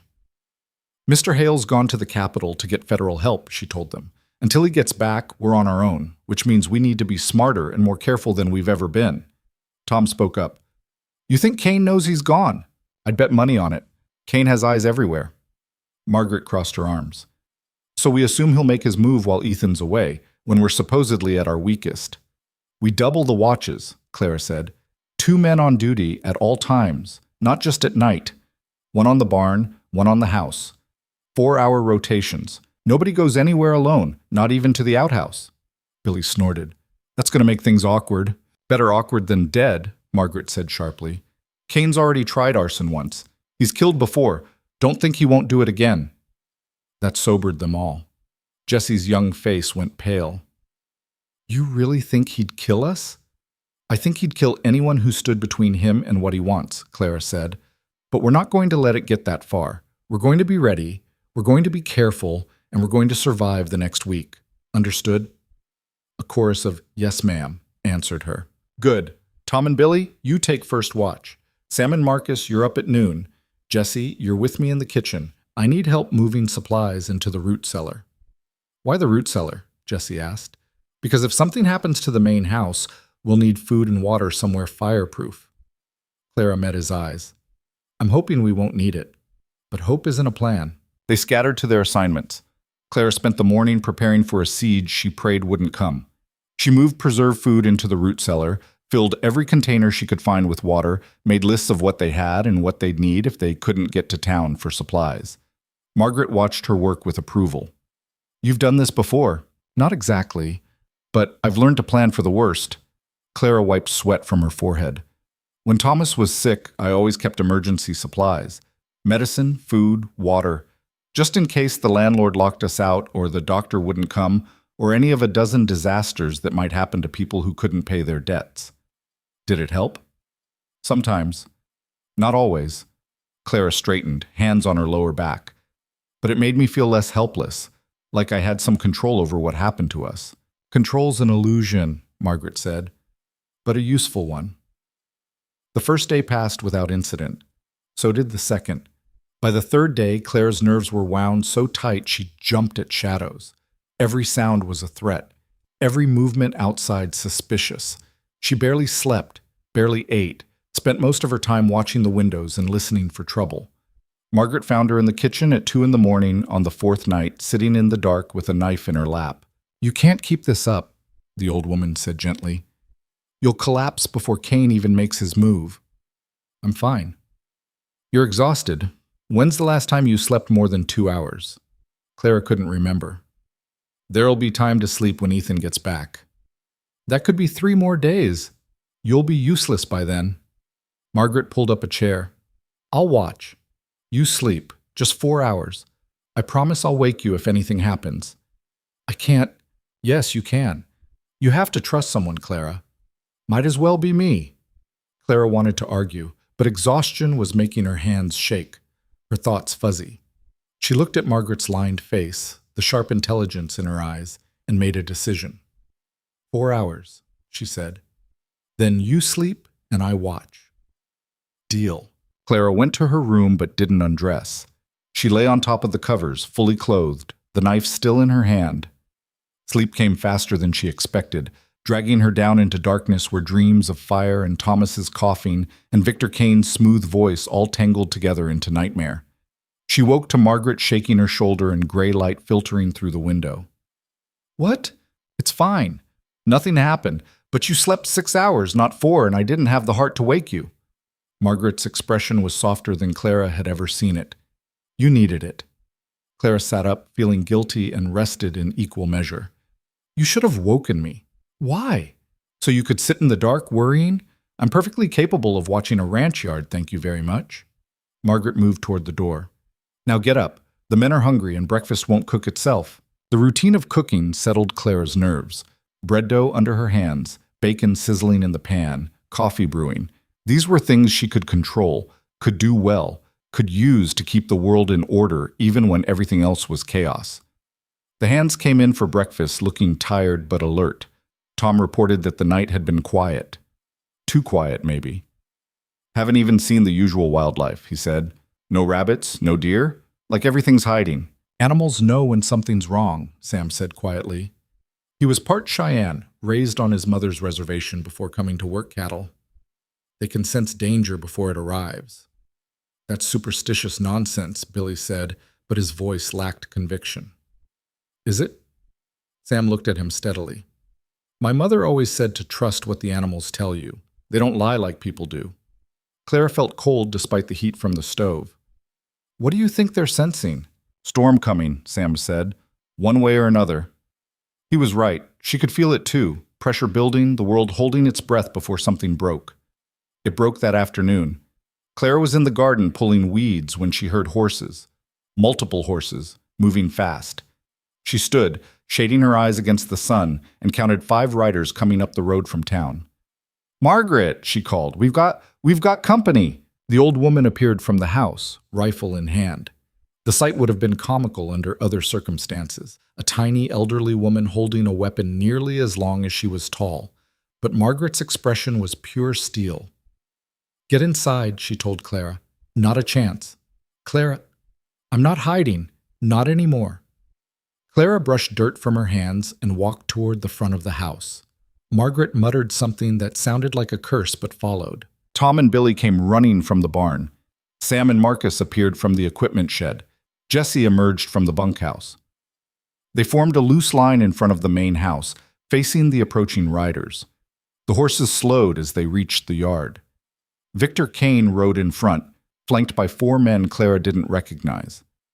Big men, hard-faced, the kind who got paid to do things decent people wouldn't. Kane dismounted with the ease of someone who'd spent a lifetime on horseback. He looked at the assembled group and smiled. Mrs. Morrison, Mrs. Vance, gentlemen. He removed his hat. I hope I'm not interrupting. What do you want, Kane? Margaret's voice could have cut glass. I came to check on my neighbors. I heard Mr. Hale rode out of town a few days ago. Wanted to make sure everything was running smoothly in his absence.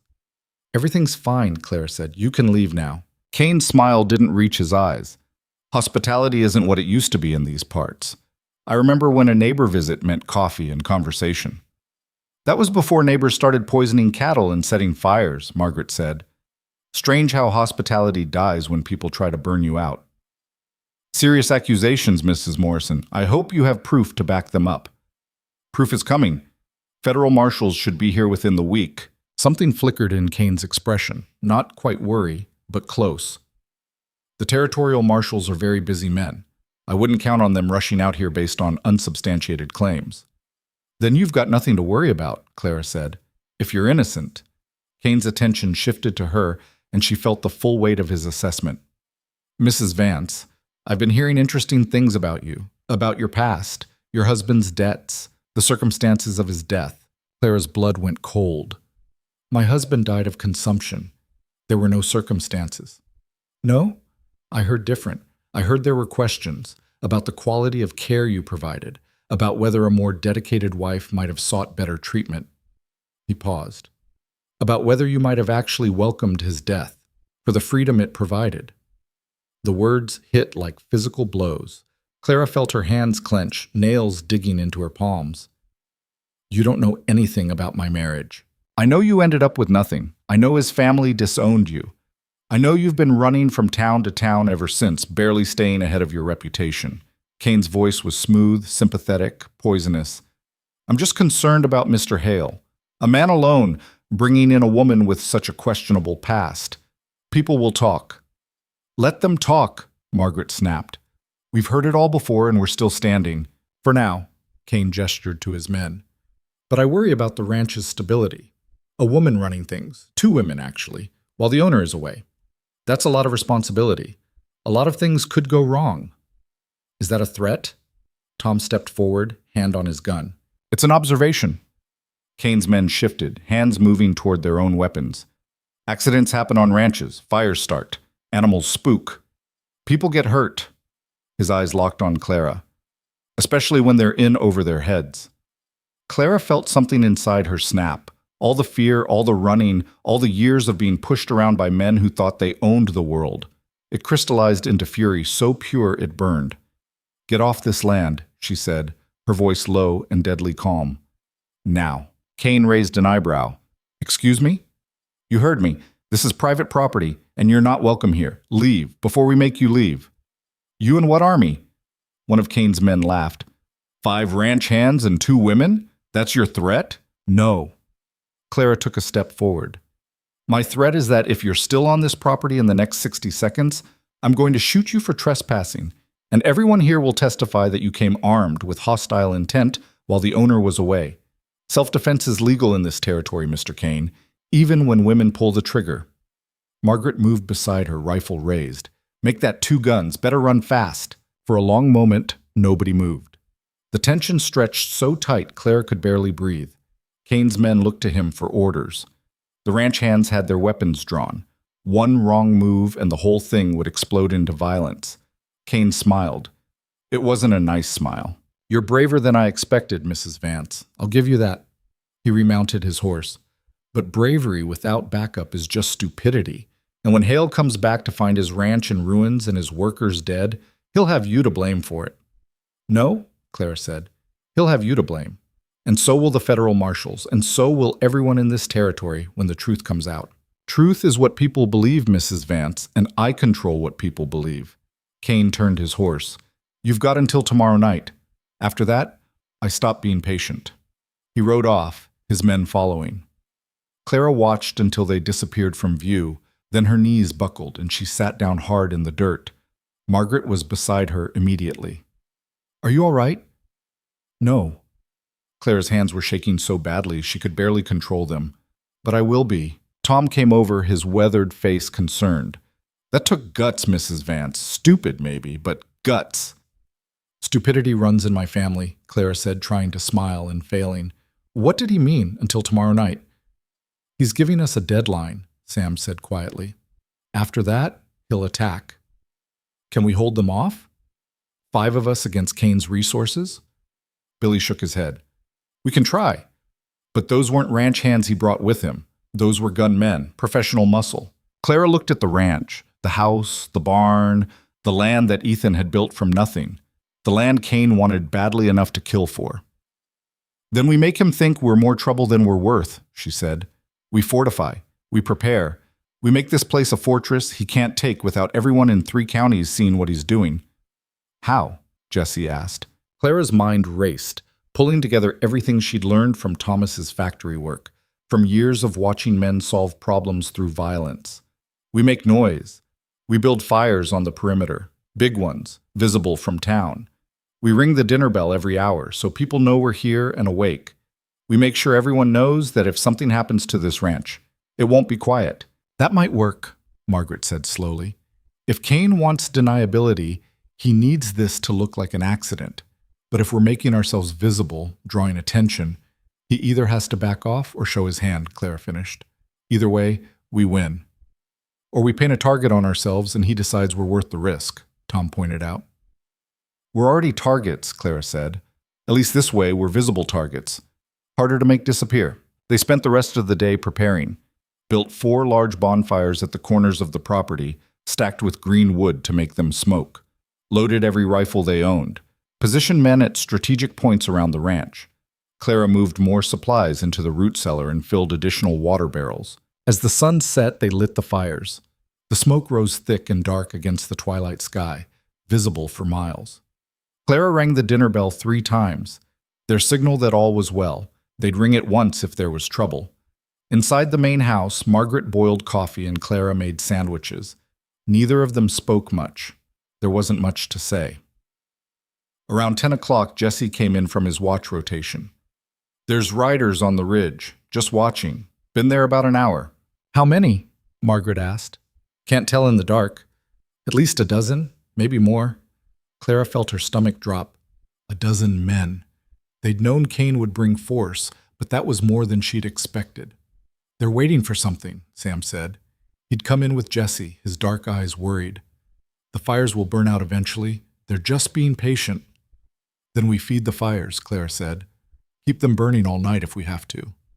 "We don't have enough wood for that." "Then we'll burn furniture, fence posts, whatever it takes." Clara moved toward the door.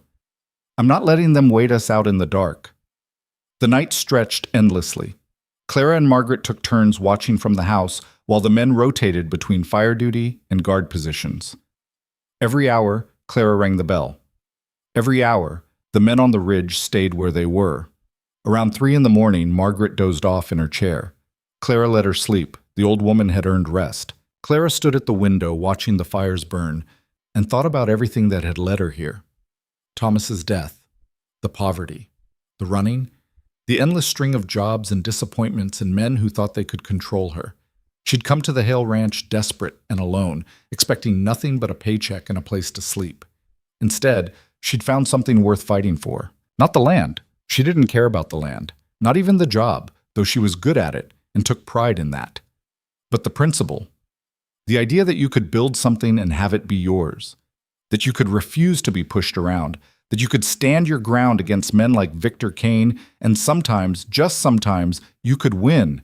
And maybe, just maybe, she'd found people who saw her as more than a burden or a scandal or a widow who should know her place. The door opened and Tom came in, his face grim. "They're moving." Clara's heart stuttered. "Where?" "Toward the barn. At least 20 of them now. They're trying to stay in the shadows, but I saw them." "Ring the bell," Clara said. One ring, emergency signal. Tom grabbed the rope and yanked. The bell clanged once, harsh and loud in the night. Immediately, Clara heard shouts from the bunkhouse as the off-duty men scrambled awake. Margaret jerked upright. "What's happening?"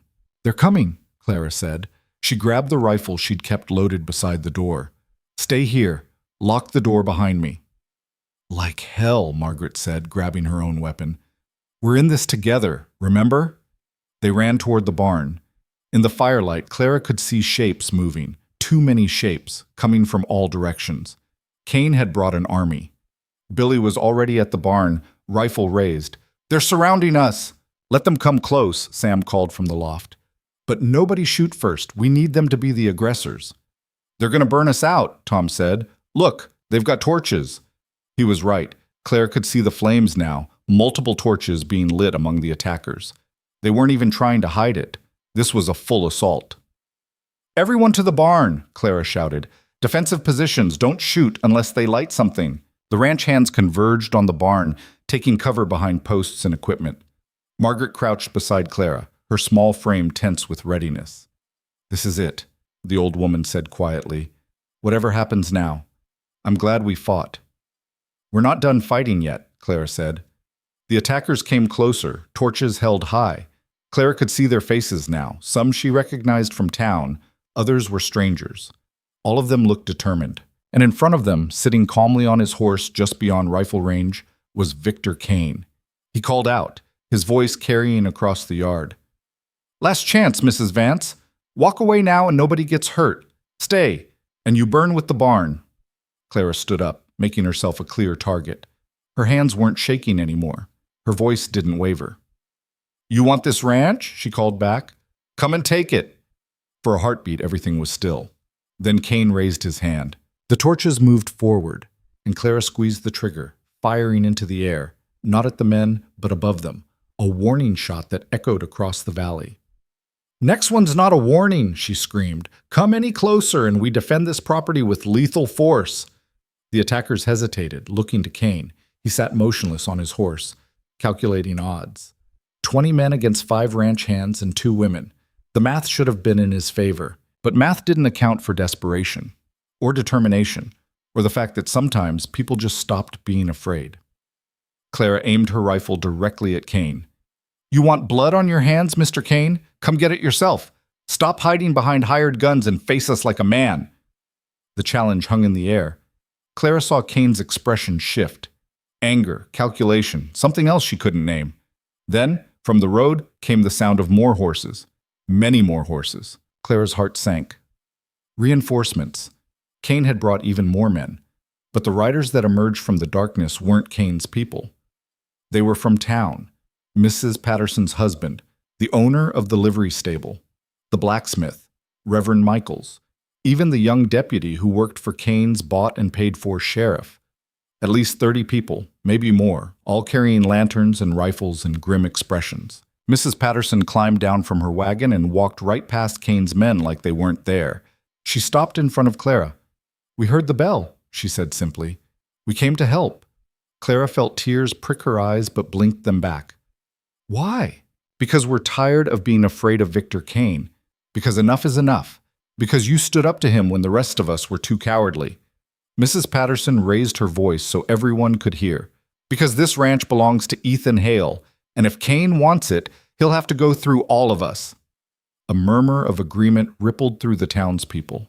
They formed a line between the ranch and Kane's hired guns. A human wall that said clearly, "No further." Kane sat on his horse, staring at the crowd that had defied him. Clara could see him calculating, weighing options. He still had more guns. He could still order an attack, but not without witnesses, not without everyone in the territory knowing exactly who was responsible. The deniability he needed was gone. Finally, Kane spoke. His voice was cold. "This isn't over." "Yes," Clara said quietly. "It is." He stared at her for a long moment. Then he turned his horse and rode away, his hired guns following. Nobody moved until the sound of hoofbeats faded completely. Then the tension broke and people started talking all at once. Mrs. Patterson hugged Clara, which was so unexpected Clara stood frozen for a moment before hugging back. "Thank you," Clara whispered. "Don't thank me yet," the older woman said. "Kane's not going to forget this. He'll come at you another way. Let him try." Clara pulled back, wiping her eyes. "We're done running." The townspeople stayed until dawn, keeping watch, drinking Margaret's coffee, and telling stories about their own run-ins with Kane over the years. By the time the sun rose, Clara felt like she'd lived 3 lifetimes in one night. And somewhere on the road from the territorial capital, Ethan Hale was riding home with federal marshals, not knowing that the war he'd left to fight had already been won. Not through legal channels or official complaints, but through a community that had finally decided to stop being afraid. The townspeople left as the sun climbed higher, returning to their homes and businesses with the weariness of people who'd faced down something they'd been afraid of for too long. Clara watched them go from the porch, her body aching with exhaustion, but her mind too wired to sleep. Margaret appeared beside her with 2 cups of coffee. "You should rest." "Can't. Too much to process." Clara took the coffee gratefully. "I keep thinking, what if they hadn't come? What if Mrs. Patterson had stayed home?" But she didn't. None of them did. Margaret sipped her own coffee. "You know why? Because they were tired of Kane. Because you showed them it was possible to fight back. You stood there with a rifle and told the most powerful man in the territory to go to hell. That gave them permission to do the same." Clara thought about that. About Sarah Mitchell, who'd risked everything to warn them. About Mrs. Patterson, who'd apologized for gossiping and then showed up armed when it mattered. About 30 people who'd decided that enough was enough. "I didn't do it alone," Clara said quietly. "No, but you started it. That counts for something." They sat in comfortable silence until Tom approached, hat in hand. "Mrs. Vance, we found something you should see." Clara followed him to the north pasture where Sam and Billy were examining the fence line. Several posts had been cut partway through, not enough to be obvious, but enough to weaken them. A herd stampede would have torn right through. "Kane's backup plan," Tom said. "If the fire didn't work, he was going to spook the cattle and let them destroy the fences themselves. Make it look like we couldn't control our own herd." Clara stared at the sabotaged fence and felt fresh anger rise in her chest. "How much will it cost to fix?" "We can do it ourselves. Take maybe 3 days." Tom kicked one of the damaged posts. "But if we hadn't found this, we'd have lost half the herd by week's end." "Fix it," Clara said, "and check every other fence line on the property. I want to know everything he damaged." They found more. Loosened hinges on the barn door. A small pile of kindling tucked under the feed storage where one spark would have turned everything to ash. Evidence of trespass and sabotage everywhere they looked. By noon, Clara had filled 2 pages with notes documenting every instance of damage they'd discovered. When Ethan returned with the marshals, they'd have proof. Not just accusations, actual evidence of Kane's campaign to destroy them. Jesse came running from the road around 2 o'clock. "Riders coming, 3 of them." Clara's heart stuttered. "Kane?" "No, it's Mr. Hale. He's back." She ran to meet them, Margaret close behind. Ethan dismounted before his horse fully stopped, his eyes scanning the ranch for damage. When he saw Clara, relief flooded his features. "You're all right?" "We're fine. Better than fine." Clara gestured to the 2 men with him, both wearing federal marshal badges. "You brought help." "Marshal Hendricks and Deputy Cole," Ethan said. "They agreed to investigate Kane's activities. I told them everything, but—" He stopped, looking around. "What happened while I was gone?" "The men in town said there was trouble last night." "Kane made his move," Margaret said. "Brought 20 armed men to burn us out. Would have worked too, except half the town showed up to stop him." Ethan stared. "Half the town?" "Mrs. Patterson, the Reverend, even your sheriff's deputy." Clara couldn't help smiling at the memory. "They stood between us and Kane's guns and told him to back off. And he just left? He didn't have a choice. Too many witnesses. Too much attention." Clara handed the marshal her notes.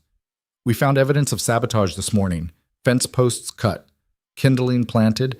He's been planning this for weeks." Marshal Hendricks was a lean man with gray hair and sharp eyes that missed nothing.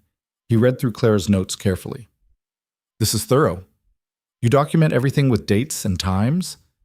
"Everything we could find. There's probably more we haven't discovered yet. We'll need to inspect the property. Interview witnesses." Hendricks looked at his deputy. "Cole, start with the fence line. I want photographs of the damage." "Yes, sir." As the deputy headed toward the barn to retrieve his camera equipment, Hendricks turned to Ethan. "Mr. Hale, I'll be honest with you. Victor Kane is a wealthy man with connections in the territorial government. Building a case against him won't be easy." "But it's possible," Ethan asked. "With the evidence you've gathered and witness testimony from the townspeople?" "Yes, it's possible." Hendricks folded Clara's notes carefully. "But Kane won't go down without a fight. He'll hire expensive lawyers. He'll call in political favors. This could drag on for months." "Let it drag," Margaret said. "We're not backing down." Hendricks smiled slightly. "I can see that, ma'am." He tipped his hat to Clara. "Mrs. Vance, your documentation skills are better than most law enforcement officers I've worked with. If you ever need employment, the Territorial Marshal's office could use someone with your attention to detail." Clara blinked, caught off guard by the compliment. "Thank you, Marshal, but I think I'll stick with cooking." "Your loss. We pay terrible wages anyway." Hendricks gestured toward the house. "Now, if you could show me where these attempted arson materials were found, we'll begin the official investigation." The next 3 days passed in a blur of interviews, inspections, and documentation. Marshal Hendricks was thorough to the point of obsession, examining every piece of evidence, questioning every witness, building his case with meticulous care. Sarah Mitchell came forward officially, her testimony about Kane's involvement in the previous rancher's death adding weight to the current charges. Mrs. Patterson and a dozen other townspeople gave statements about Kane's intimidation tactics over the years. Even the sheriff's deputy, face burning with shame, admitted that his boss had been taking bribes from Kane for at least 5 years. The evidence mounted. Hendricks worked 16-hour days, his deputy barely keeping pace. And slowly, a picture emerged of a man who'd built an empire on threats, manipulation, and strategic violence. On the 4th day, Hendricks arrested Victor Kane on charges of arson, conspiracy to commit murder, extortion, and half a dozen other crimes that carried significant prison time. Kane went quietly, his face expressionless as they led him away in handcuffs. But as he passed Clara on his way to the marshal's wagon, he spoke quietly enough that only she could hear. "This isn't over. I have lawyers. I have friends. I'll be out in a month, and you'll pay for this." Clara met his eyes without flinching. "Maybe, but everyone will know what you are now. You can't hide anymore, and that's worth whatever comes next." Kane's expression flickered. Just for a moment she saw uncertainty there. Fear, even. Then his mask slipped back into place, and he was loaded into the wagon. Marshal Hendricks stayed another week, tying up loose ends and preparing the case for trial. He told them it would likely take 6 months to a year before everything was resolved, but he was confident about a conviction.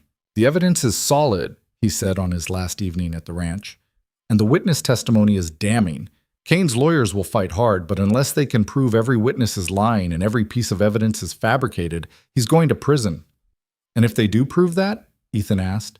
"They won't. I've been doing this 20 years, Mr. Hale. I know the difference between a manufactured case and a real one. This is real." Hendricks shook his hand. "You folks did good work here. Standing up to men like Kane, that takes courage most people don't have." After the marshal left, the ranch settled into something Clara hadn't experienced in months. Peace. Not the absence of conflict, but the presence of stability. The kind of peace that comes from surviving something terrible and discovering you're stronger than you knew. The townspeople who'd shown up that night started visiting regularly.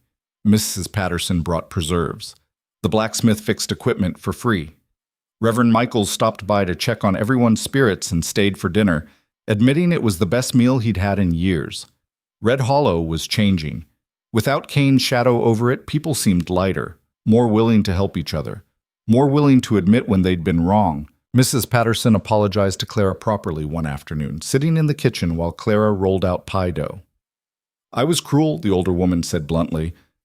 "I repeated gossip I should have known was lies. I judged you without knowing you. I'm sorry." Clara kept rolling, considering her words carefully. "You weren't the only one." "No, but I was loud about it. That makes it worse." Mrs. Patterson twisted her hands together. "I told myself I was just concerned about propriety, but really, I was bored and mean and looking for someone to feel superior to. That's the truth of it." Clara stopped rolling and looked at her. "Why are you telling me this?" "Because you deserve to know, and because I'm trying to be better." The woman's eyes were wet. "My husband asked me last night if I was proud of the person I'd become. I couldn't answer him. That's when I knew I had to change." Clara thought about all the times she'd been judged, condemned, gossiped about by people who didn't know her story. She could hold on to that anger, let it poison her the way it had poisoned so many others, or she could let it go. "We all make mistakes," Clara said finally. "The question is what we do after. You showed up when it mattered. You risked your own safety to help us. That counts for more than gossip." Mrs. Patterson wiped her eyes.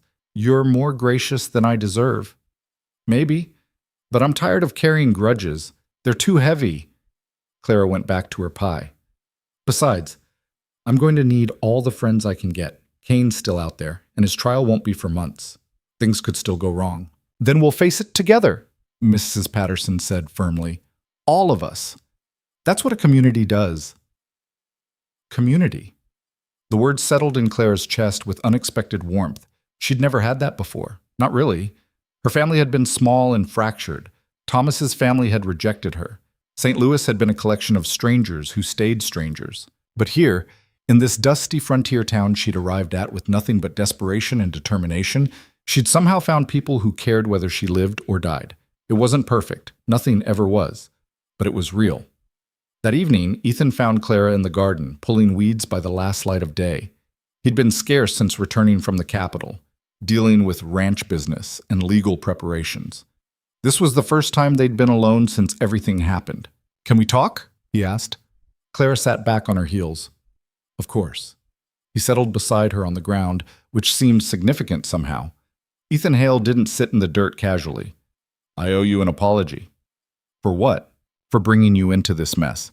For putting you in danger. For—" He stopped, struggling with words. "When I hired you, I knew Kane would use it against me. I knew it would cause talk.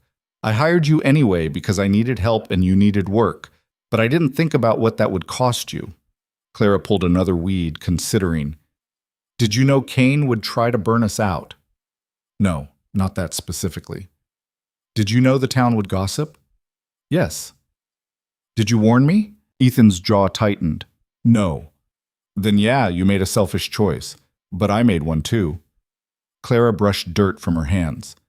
"I stayed when I could have left. I fought when I could have run. Those were my decisions, Ethan. You don't get to take credit for them by claiming you put me in danger. I chose the danger. Because I decided it was worth it. He looked at her with an expression she couldn't quite read. Why? Why was it worth it? Clara had asked herself that question 100 times. The answer had changed and evolved, but the core of it remained constant. Because I was tired of losing, tired of running, tired of letting men like Cain and Thomas's family and every landlord and boss I've ever had decide what my life would be. She met his eyes. This ranch, it's not even mine, but fighting for it felt like fighting for the right to exist on my own terms. And I needed that. I needed to prove to myself that I could stand my ground and win. And did you? Prove it? Clara thought about the night she'd faced down Cain with a rifle, about the townspeople who'd rallied, about Margaret standing beside her, tiny and fierce and unbreakable, about the evidence they'd gathered and the marshal's confident prediction of conviction. Yeah, she said quietly. I think I did. Ethan was silent for a long moment. Then he spoke, his voice rough. I don't know what happens next. With Cain. With the trial. With any of it. Nobody does. That's life. But I know what I want to happen. He turned to face her fully. I want you to stay. Not as an employee. Not as someone I hired because I needed help, but as, he struggled for the word, as my partner. Someone who helps run this place because it's theirs too. Someone who has a stake in what we're building. Clara's heart stuttered. Ethan, I'm not talking about marriage, he said quickly. Not unless you want that. I know you buried one husband and that's enough for anyone. But I'm talking about partnership, real partnership. You'd own part of this ranch, have a say in decisions, share in the profits. This would be yours, Clara, really yours. The offer hung between them. Clara felt the weight of it, the possibility, and the risk. Partnership meant commitment. It meant putting down roots. It meant believing that this fragile peace they'd fought for could actually last. It meant trusting again. I need to think about it, she said finally. Ethan nodded, standing and offering her a hand up. Take all the time you need, the offer stands. That night, Clara sat in her room and took stock of her life. 6 months ago, she'd been sleeping in a boarding house in St. Louis, dodging a landlord's son and wondering if she'd ever find work that didn't break her body or spirit. 3 months ago, she'd stepped off a stagecoach in Red Hollow with one bag and no future. Now she had a room she could lock, work she was good at, people who respected her, a community that had fought beside her, and an offer of real partnership from a man who'd proven he valued her judgment and her strength. It should have been an easy decision. But Clara had learned the hard way that easy decisions usually led to hard consequences. Thomas had been an easy decision, a kind man who'd loved her. What could go wrong? Everything, it turned out. Staying in St. Louis had seemed easier than leaving, right up until it became impossible. She'd made so many choices based on fear and desperation. Maybe it was time to make one based on hope. The next morning, she found Ethan in the barn. I'll stay, she said without preamble. As your partner, under 2 conditions. Name them. First, we draw up legal papers. Real ownership, not just a promise. I want it in writing that I own a percentage of this ranch. Fair. What's the second condition? Clara took a breath. If I ever want to leave, if things change or this doesn't work or I just need to go, you let me. No guilt, no obligations. I stay because I choose to, not because I'm trapped. Ethan considered this. That seems like a condition that defeats the purpose of partnership. No, it's a condition that makes the partnership real. I'm not property, Ethan. I'm not another asset you own. I'm a person who's choosing to build something with you. But choice only matters if I can choose differently later. His expression shifted, something that might have been respect. All right, we'll put that in writing too. You stay as long as you want. Leave if you decide to. No strings. Then yes. I'll be your partner. They shook hands like business associates, which felt right. This wasn't romance. It wasn't even really friendship yet. It was 2 people who'd survived hell together deciding to build something from the ashes. Margaret clapped when they told her.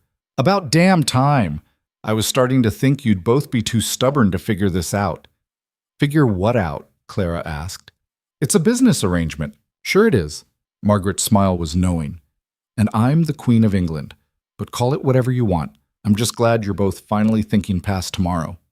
The legal papers took 3 weeks to draw up. The territorial lawyer who handled it looked baffled by the arrangement. A woman owning part of a working ranch was unusual enough, but the clause about her freedom to leave seemed to confuse him entirely. Most partnerships have penalties for dissolution, he said. Some kind of financial consequence if one party withdraws. Not this one, Ethan said firmly. Mrs. Vance gets her percentage of the current value at time of departure. No penalties, no strings. The lawyer shrugged and wrote it up anyway. When Clara signed her name on the partnership documents, her hand only shook a little.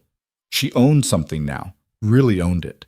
Not through marriage or inheritance or charity, but through her own work and her own choices.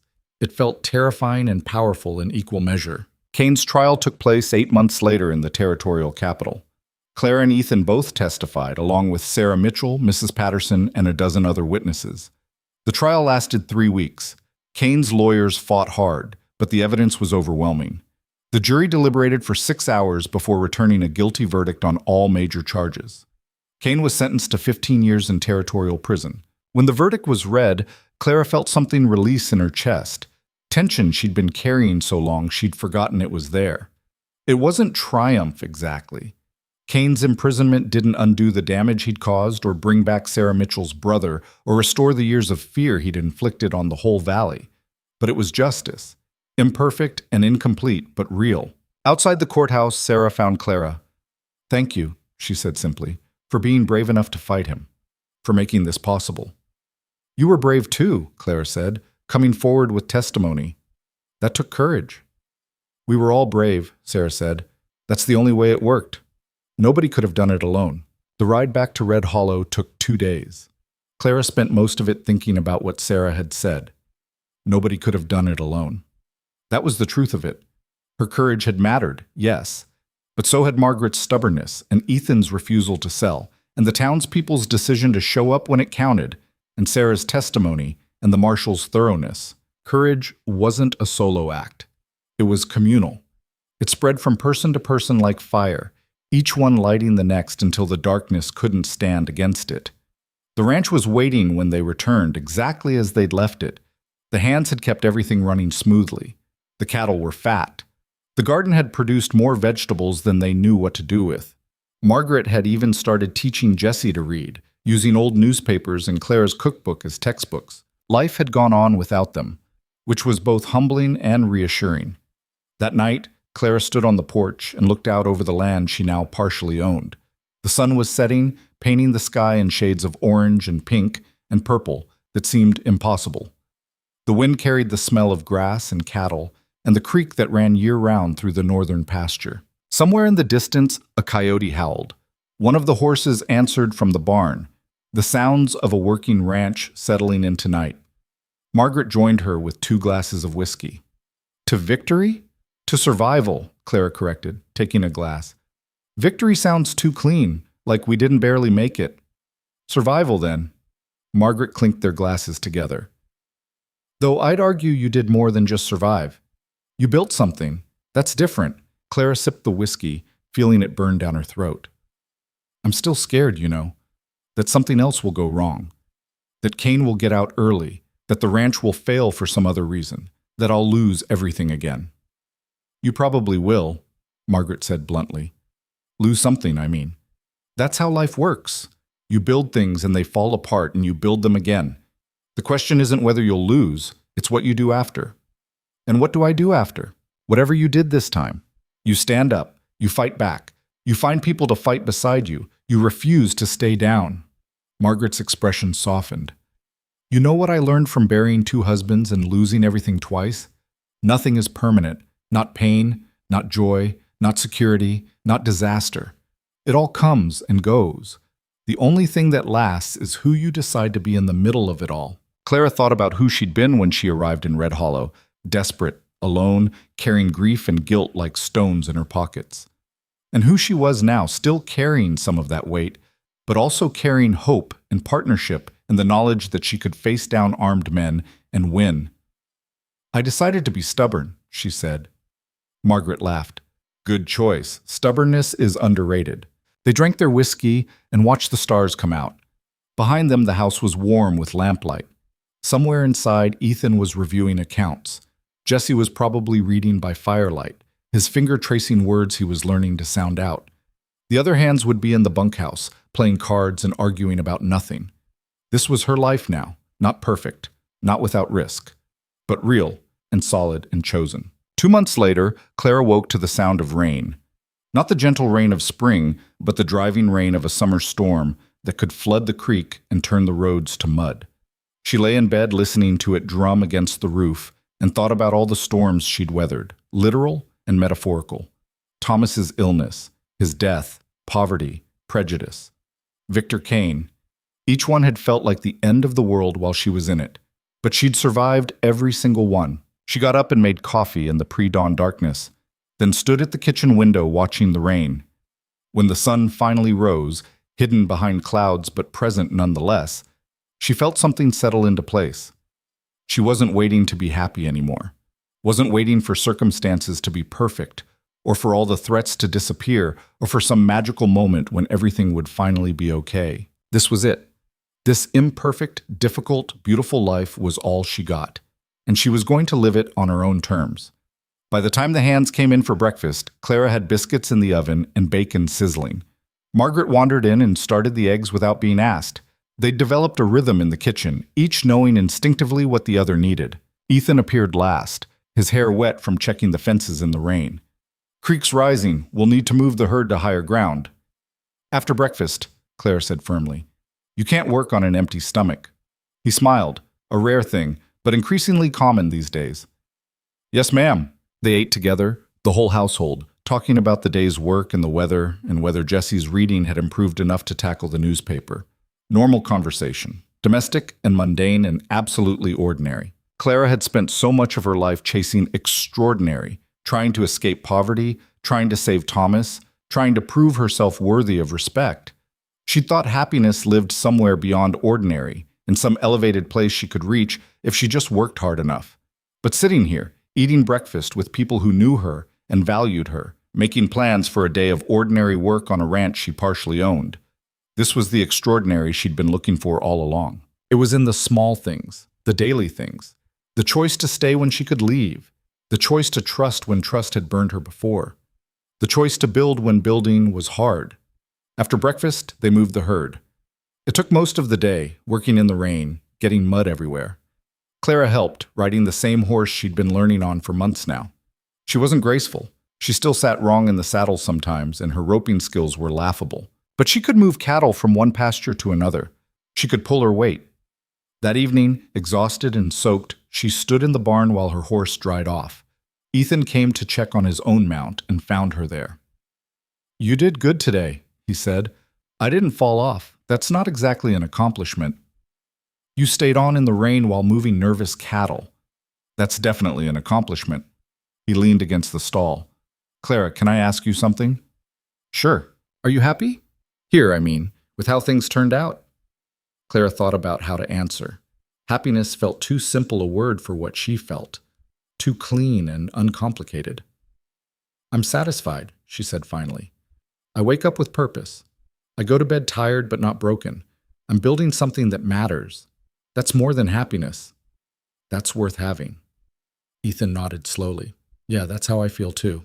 They stood in comfortable silence, listening to the rain on the roof and the horses shifting in their stalls.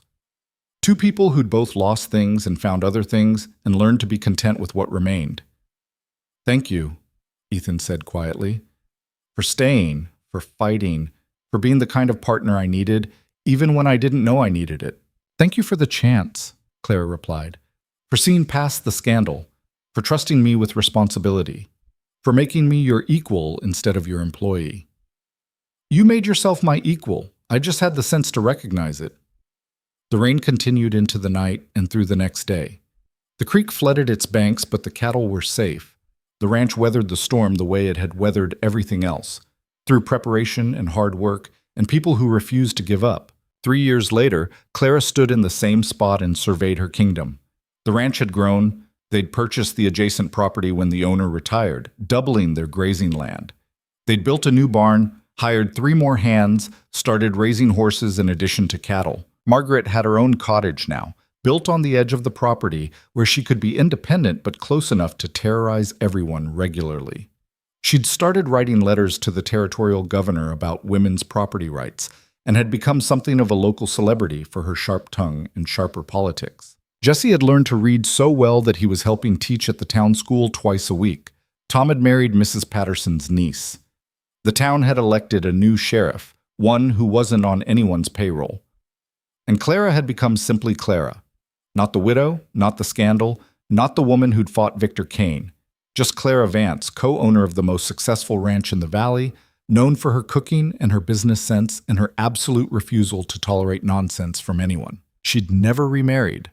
Some people in town found that strange, but Clara didn't care what they found strange. Ethan had never remarried either.